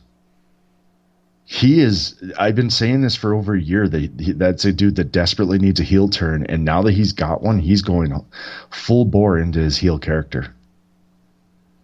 Yeah, and the other thing about that match is that, remember how when we covered Manhattan Mayhem, I said, or it wasn't Mass Hysteria, I said that Shane Taylor gave way too much to Eli Isom, and he should have given a little bit less, and it would have made him look stronger. We saw that against Tracy Williams, and part of it might have been because Williams was attacked beforehand, but Williams was still giving him some good shots. But Taylor didn't act like he was about to lose to Williams. The result of the match was never in doubt. Right. And Taylor needs to look like a badass, especially going into the two biggest shows of the year. So I thought that it was the right balance this time of underdog offense against a dominant champion. Yeah, I thought it was much better done. I want to save the Taven Shelley match for last. Sure. But that ladder war, WWE needs to take a look at other promotions and realize that if you're in a cage match with weapons, it's okay for a guy to blade. Mm-hmm. It's okay to let Adam Cole. He got hit in the face with barbed wire. It's okay for him to bleed a little bit, not like Jay Briscoe did. Yeah, I mean, I don't know what the scarier blade job it was this year, Dustin or Jay Briscoe. I think Jay. I think in this match against against God, I think that was pretty brutal. That might have been the worst one. And I was blown away once again by the performance of Mark Briscoe in this one too. I mean, to me, he again stole the show. And see, I thought Jay Briscoe did. I thought Jay and you could there was a crowd member that yelled it in the back. You could hear it in the background that was yelling that he's not human. Because he just kept coming back from what looked like he was dead. And he just kept coming back and back. But you're right, Mark had a hell of a showing in this one too. And I thought Tama Tonga did too. Yeah. I thought the way that Tama and Jay interacted was great. It was just a great performance by both of them. And Tonga Loa did a great job laying on that table for Mark Briscoe. Yeah. Tonga did his part. He swore a lot and he laid on the tables. So we got our money's worth out of Tonga, out of Tonga Loa. Yeah, you can't expect much out of that dude. So. But no, Tama Tonga and Jay Briscoe, I thought their interactions were amazing. Mark, it was hard for me to say that Mark stole the show with how great of a performance Jay had, but I could definitely see where you'd go that way.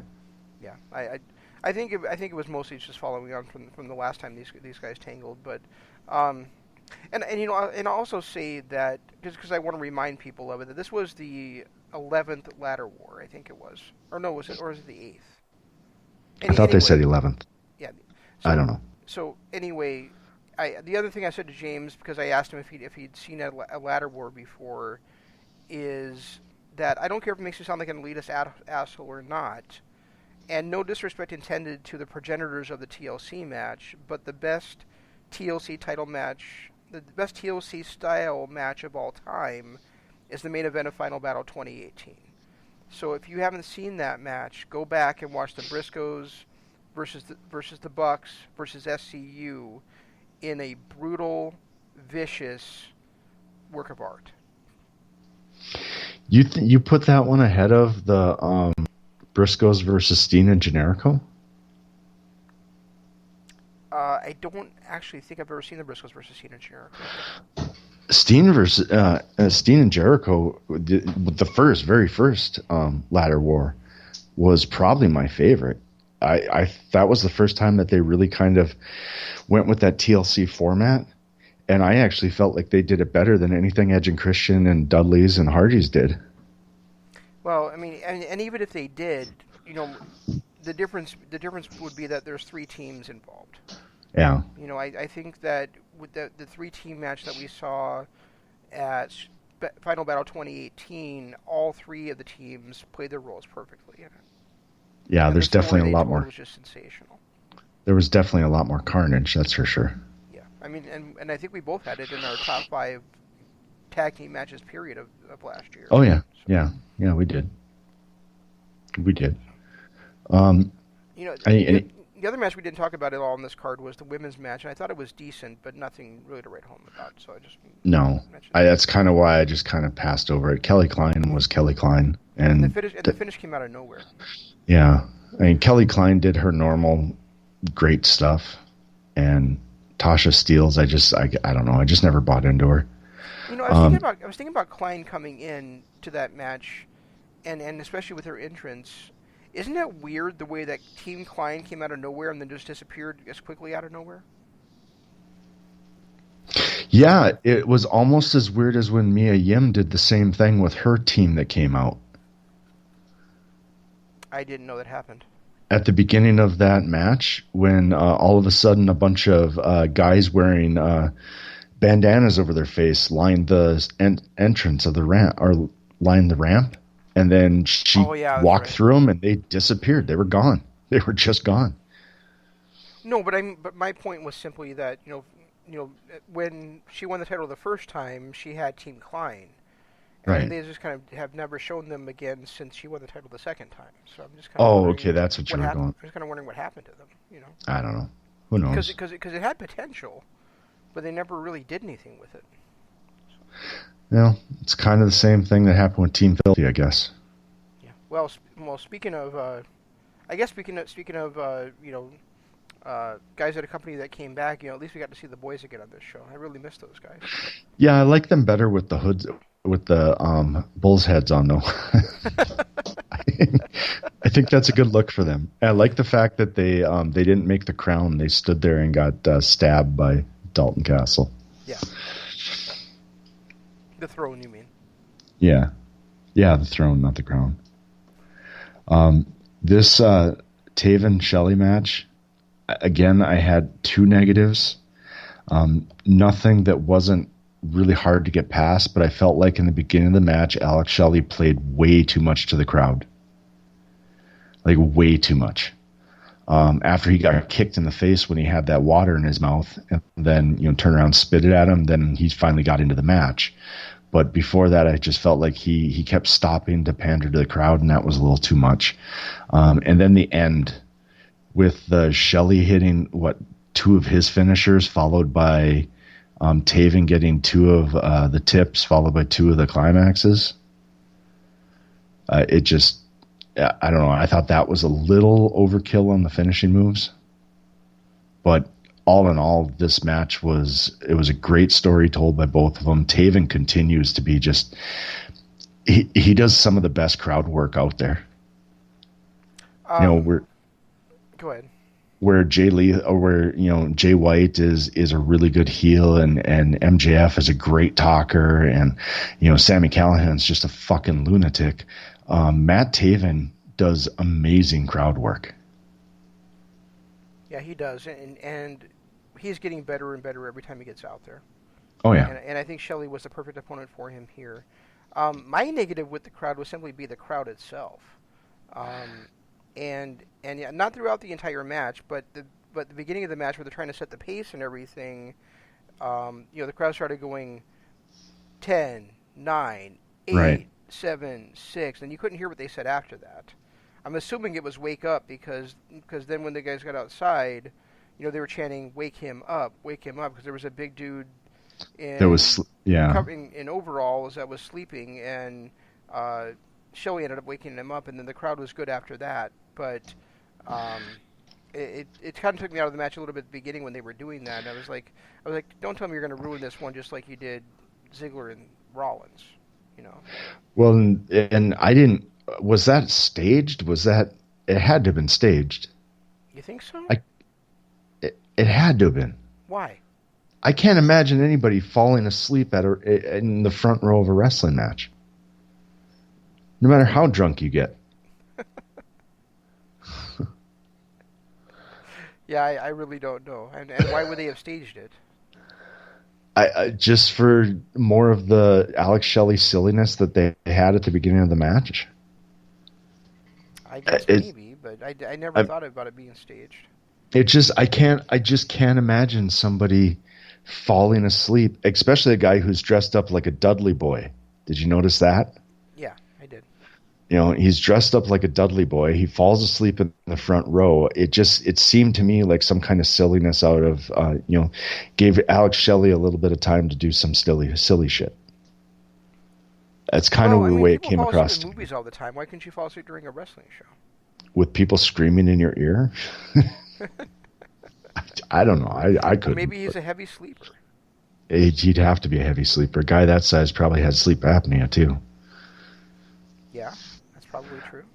But no, I thought it was a little over the top with the silliness in the beginning of the match. But once it got going, I thought that it was great. I thought Matt Taven just continues to be amazing when it comes to crowd work. Like this one, he was talking to that one guy telling him shut up, and then he looks at another guy and he goes, that's your uncle, right? Yeah. I thought that was just those little kind of things that he does. What was the one he had at the last at that triple or that fatal four-way that they had? I can't remember what it was called, defy or deny or whatever. When he looked at that, he screamed out in the audience, "You're fat and have a chin beard. Sit down." I just thought that was he's gotten so much better at crowd interaction. Probably the best out there right now. He did that in this show too, actually. Did he? I didn't hear him do that same line. Yeah, he did. Oh, I didn't hear it on this time. And in the main event of NXT Takeover, Johnny Gargano grabbed somebody's phone and took a selfie with him. Shelley on this one, I thought was better doing something similar where he was after Taven and Taven was kind of crawling away, and then the guy in the crowd actually is the one that took the picture, but he was happy to pose with him. Right. He was kind of having fun. I thought that came off a lot better than Gargano actually taking. Well, first of all, I'd seen something similar the night before, so hey, copycat. But secondly, I thought it played off a lot better for a wrestler to, instead of taking the time to actually grab a phone and take the picture, just letting the fan take the picture and then keep on going with what you're doing. Well, here's the other thing about Gargano's spot that dawned on me while it was happening. Did Gargano have time to flip the camera from the back to the front so that he could take that selfie? Who the hell has got their camera in selfie mode already? When they're so you pointing think it at... you think that spot might have been set up too? Oh, I'm sure it was because who he's got the. If you're standing there in a there's wrestlers right in front of you, and you got your cell phone up. Is it going to be facing you, or is it going to be facing the wrestlers? The wrestlers. You're right. You're So totally right about that. it's not gonna be in selfie mode, and Gargano just grabs it and immediately does a selfie. He never went up and switched the camera angle. That is a fantastic point. That threw me off really badly too. I was stuck on that for a good 3 minutes. Going, what the fuck?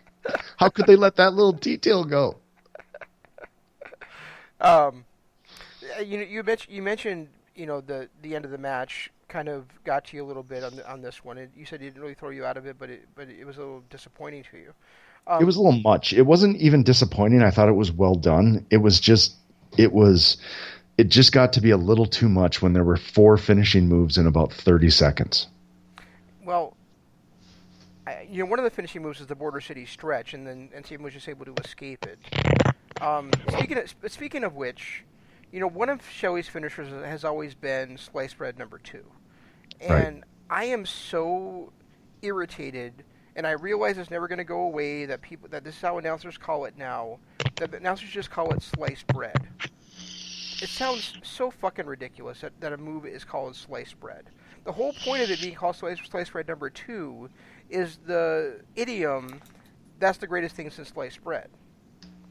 It's not, so it has nothing to do with the move looking like somebody is slicing through bread or some shit like that. So that really bugs the shit out of me. It's just a personal pet peeve, so I just had to vent about it. One thing I'll give Alex Shelley credit for is he delivered a perfect switchblade. Yeah, he did. Just a perfect switchblade. And did they say during that he gifted that to Jay White when they were living together or something? They did. Okay. When he was training Jay White, and really, the way that he does it is actually called the shell shock, but they didn't call that either because they fucking forgot. Anyway, Makes sense. Because it was my favorite move in wrestling when Shelley used to do it as a finisher.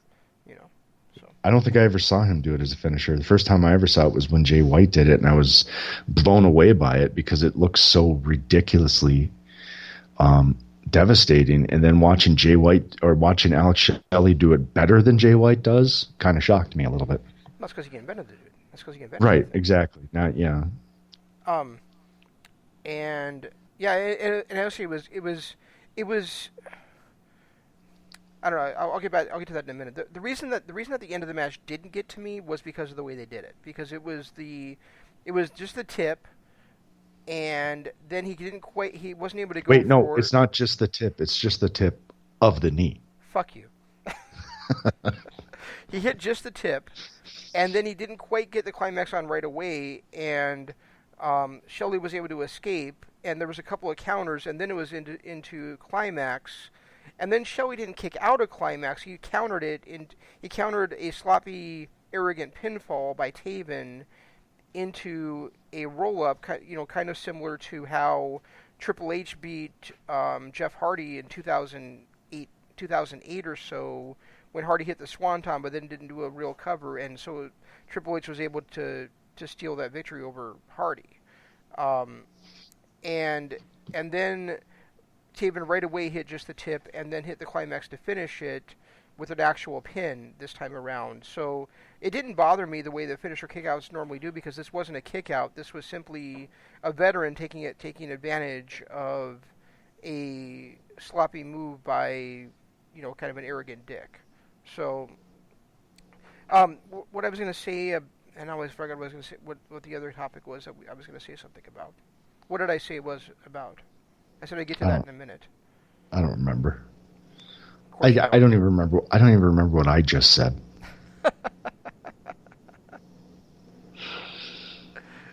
Yeah, it was a sensational match. I'm glad Shelley came back. If it was only for this one match, then good for him, because it really was a strong match, and it's a great resume builder really for Taven. Yeah.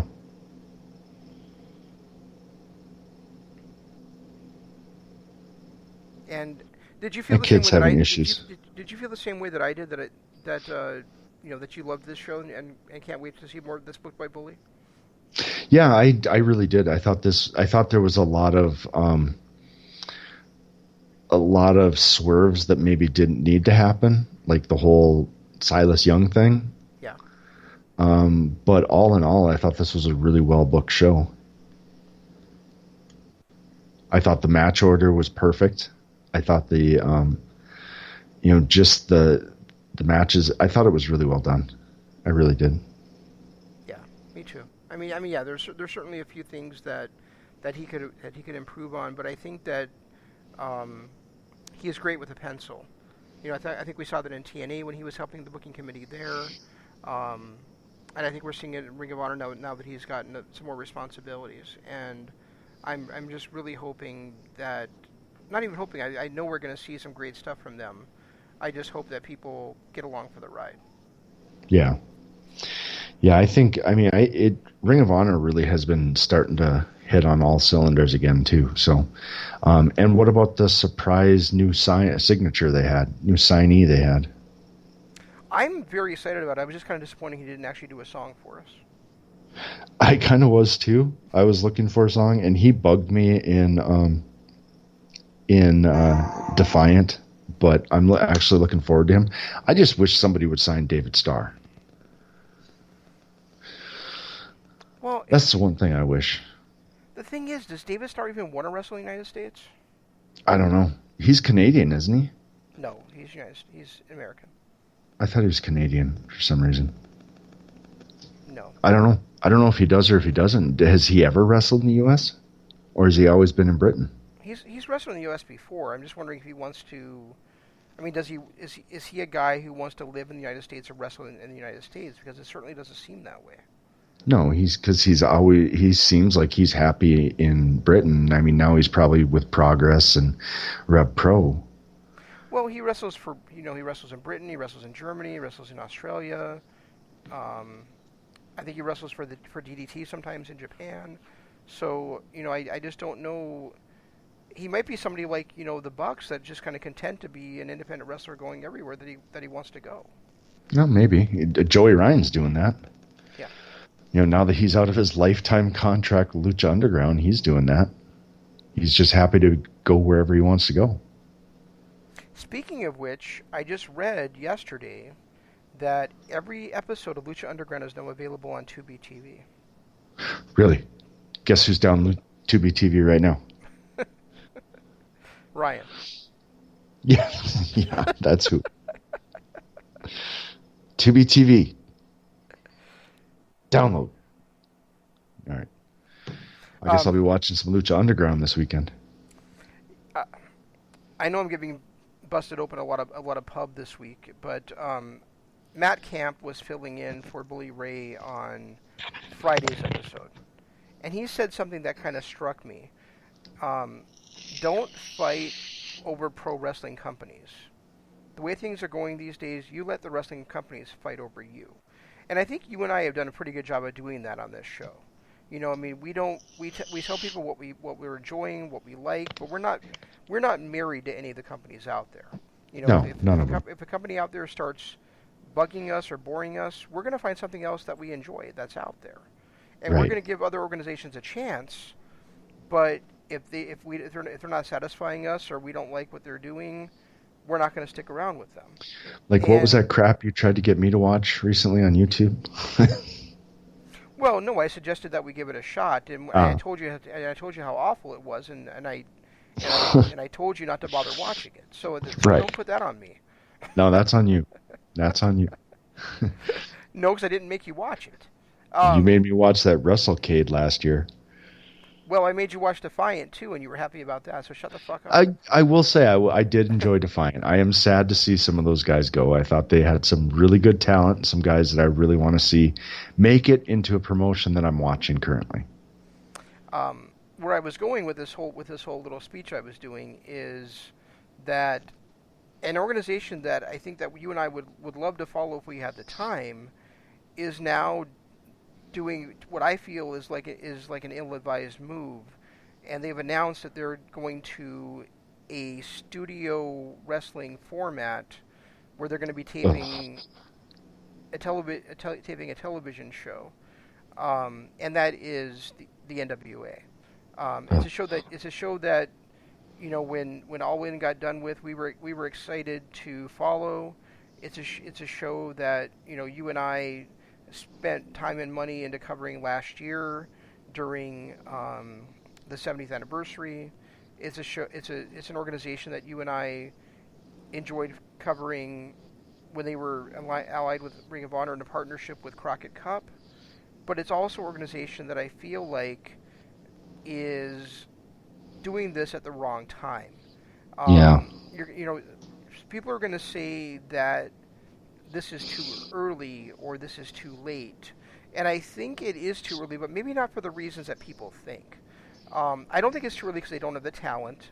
I don't think it's too early because they need to sign more people or because they need to get more buzz generated for themselves. I think it's too early because they should be giving more time for the dust to settle around AEW before they do something like this. In five, supposedly Billy Corgan has a 20-year plan, and this is like jump-starting that plan by 17 years. Really, they'd be better off doing this in, say, 3 to 5 years, when maybe some of the luster has worn off of AEW and people are looking for a new alternative. Doing it right now may seem smart because you're not getting yourself kind of on the back end of what AEW is doing. You're getting your stuff out there before, while wrestling is super hot. But at the same time, wrestling is super hot right now. And unless you're putting together a blockbuster promotion with outstanding talent that people are dying to see, you're going to be in trouble. I mean, Jeff and I would love to follow your product, Billy. We really would. But we also love Major League Wrestling. We're committed to covering AEW for this channel live every Wednesday night starting October 2nd. We don't have the time to cover another hour-long wrestling show unless something else for some reason falls to the wayside. And I have to say that other wrestling fans are going to be in that same boat, especially if they're already spending 5 to 8 hours watching WWE, 2 hours watching AEW. That's 10 hours right there. So I think even if it's only an hour-long show on YouTube, the NWA has really misread the room on this one. To be honest, I don't have time to watch weekly shows unless I'm going to make time for AEW since we're doing a show. I'm going to continue MLW, but I find my weeks just getting caught up on pay-per-views. Right. That's the majority of my weeks is just doing pay-per-views and then all this other stuff that we're doing too. So I can't schedule another show in my life right now. I just can't. Yeah, I mean, and I don't know how many people. I mean, people that were calling in on Thursday to Bust It Open seem to be really excited about the NWA coming back, and that's great. But I mean, when you think about it logically, when are you going to find the time to watch it? It's the only thing that, and to be honest, and it could be, unless they make it like the whole territory days used to be, and they travel. And they, bring in like NWA, the Hollywood Championship Wrestling, and that one up in Oregon or Washington, wherever it is, Bar Wrestling in Washington, and that Arizona Championship Wrestling, and places like that. I just can't see it being something that would spark the interest right now, for starters. Secondly, there's no time. We don't have that much time. Right. So, I mean, it would have to be. Yeah, I mean, this coming weekend, there's really nothing going on in the world of pro wrestling. It would be a perfect time where, we might be able to get caught up on 3 or 4 episodes of another wrestling product if we wanted to take the time to do it. But Well, we got but something special coming this weekend or next week. So we do, and we haven't talked about that yet. But my point is that once in a while you're going to have that weekend where maybe you don't have any pro wrestling to watch, and you might want to find something else to take a look into. But how often does that come around these days? unless you pick and choose, I can't see anybody that watches WWE proper and NXT 205 having the time to watch anything else. Exactly. Just watching that one company. And then when you sprinkle in Ring of Honor, you sprinkle in New Japan, you sprinkle in MLW and Rev Pro and all these other promotions. Oh my God. AEW when that kicks off. I mean, when we get to AEW, I may have to put MLW on the back burner just for timing. It's for timing issues. Right. And then that'll be my promotion that I binge watch when I have some extra time. Which will suck because I really enjoy them. But it all comes down to timing, especially the weeks I have my kid. Well, we've also, and I think we've already announced on the show here, but just in case we haven't, we will also be covering right after it goes off the air the first ever MLW pay-per-view. So. Oh, that's right, we are, aren't we? Yeah. That's November 2nd, right? November 2nd. Yep. Okay. Yeah, it's going to be a fun one. Yeah. I'm actually looking forward to that one because that's War Games. No, it's not War Games. Isn't it? No, War Chamber is coming up in September, I think. Oh, that's right. But I think they have said all 4 titles will be on the line on that night. And War Chamber is 4 titles. They have 4 titles now? No, I was saying that Saturday Night Super Fight is going to be all titles on the line. Yeah, that's what I'm saying. Do they have 4? Oh, yeah, the tag team belts, too. Yeah, okay. tag titles, the world title, the middleweight title, and the national openweight title. They don't have tag teams, so it's hard for me to remember the tag titles. They have the Briscoes. And in MLW? In MLW? Not the Briscoes, the Von Erichs. My bad. Oh, yeah, the Von Erichs, and they have, I guess, Hart Foundation, Dynasty, if they're still going to be around. I don't know. Did you watch last week's, by the way, before we get out of here? Did I watch last week's MLW? MLW? Yes, yeah. I did. Did you recognize... That was the one where Low-Key knocked out... Jimmy Yuta really quickly, and in like we saw 3 seconds. And we saw, and then the main event was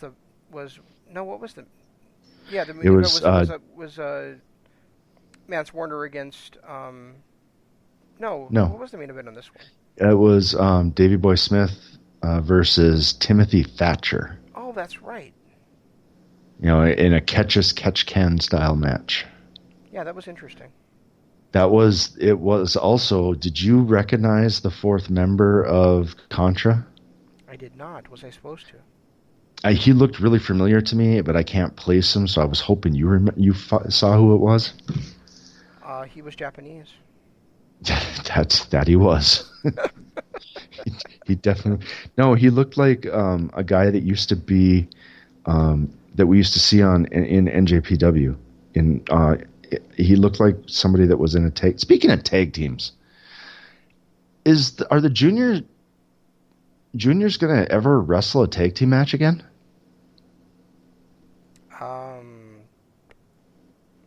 Does anybody care if the juniors ever wrestle a tag team match again? Well, because Shingo and Bushi have gone on to their own separate things now, and it's basically just Roppongi 3K now.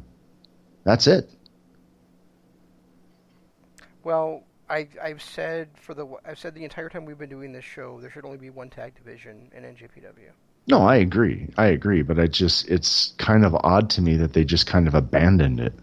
I mean, those guys aren't even they're not even in Chaos tag matches anymore. They were in the Best of Super Juniors, but then we haven't heard from them since. Maybe they're having a lover's quarrel with each other. That's possibly. I guess Rocky could do that to you. Well played. It was great, Rocky, having the opportunity to throw Ghetto out of the ring. By the way.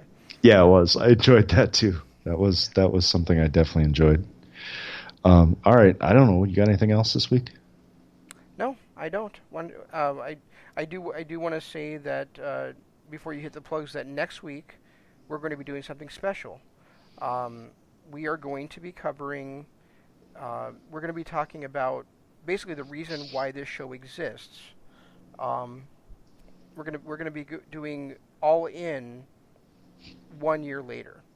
We're going to talk about. We're not going to do a full review of the show. We already did that in the archives. If you want to go back and listen to that, it was our very first show together.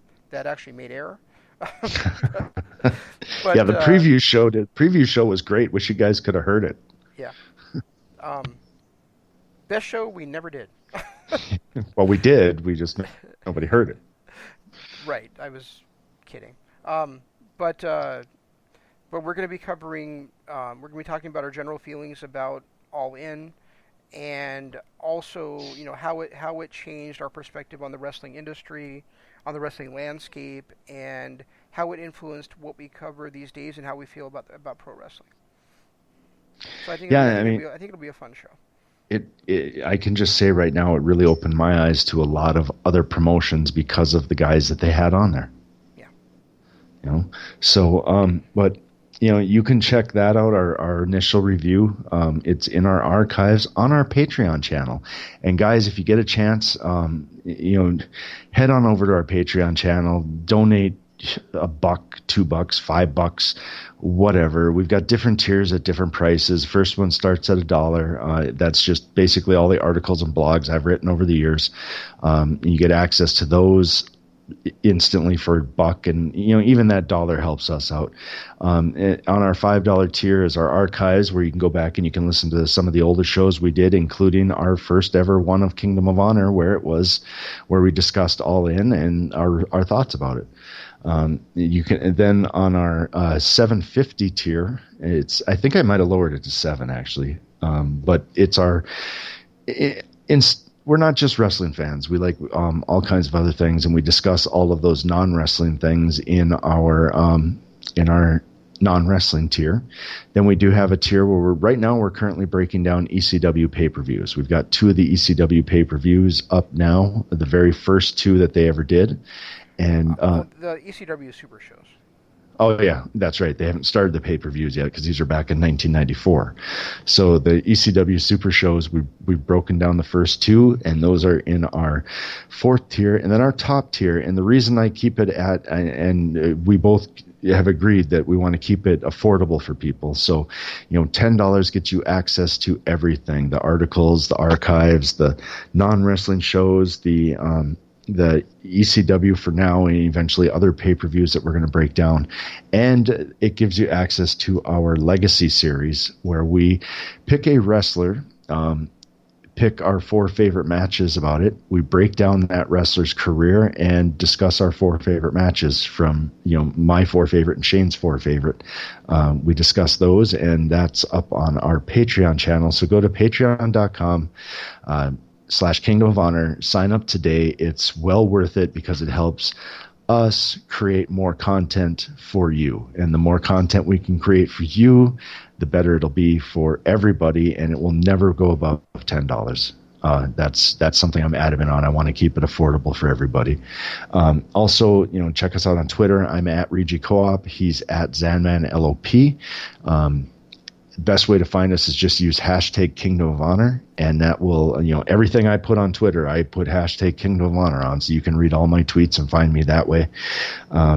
We've also got our Facebook page, which we post everything on there as well, and sometimes I'll throw up some polls. I haven't been as great on that as I wish I was, but I'm going to start getting back into that. But our Facebook page... You've gotten better at swallowing, folks.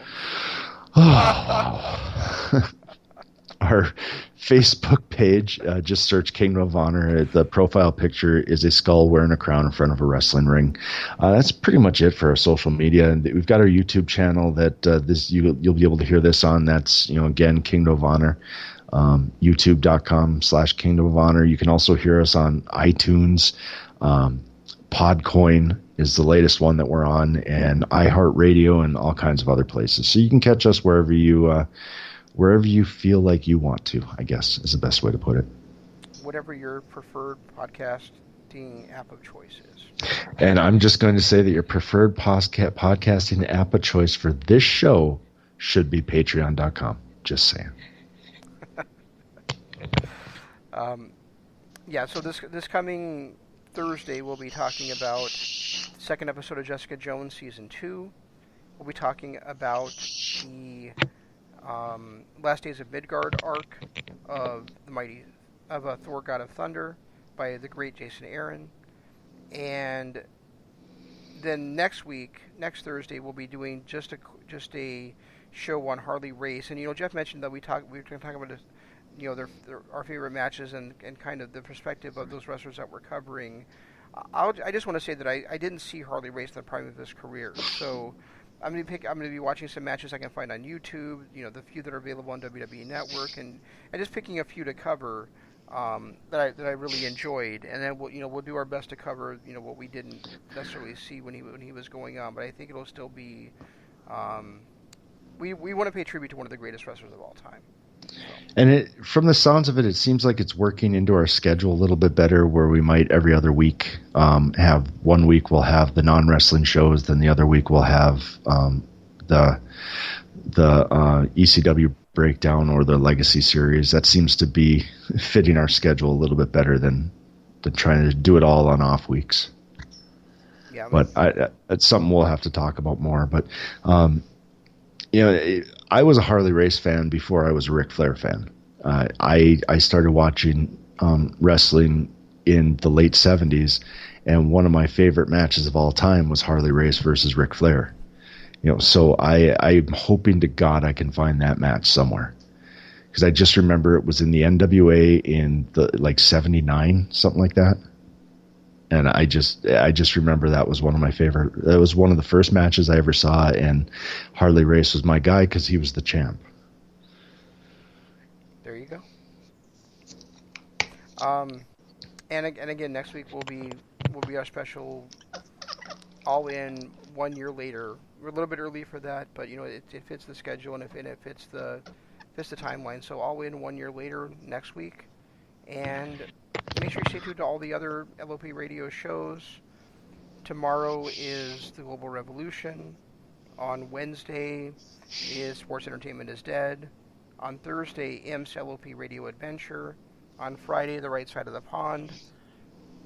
And again, we'll be back with you next Monday. So until then, that's all we got. We'll try to do better next time. This is Anman saying long days, pleasant nights. And Jeff saying... goodbye.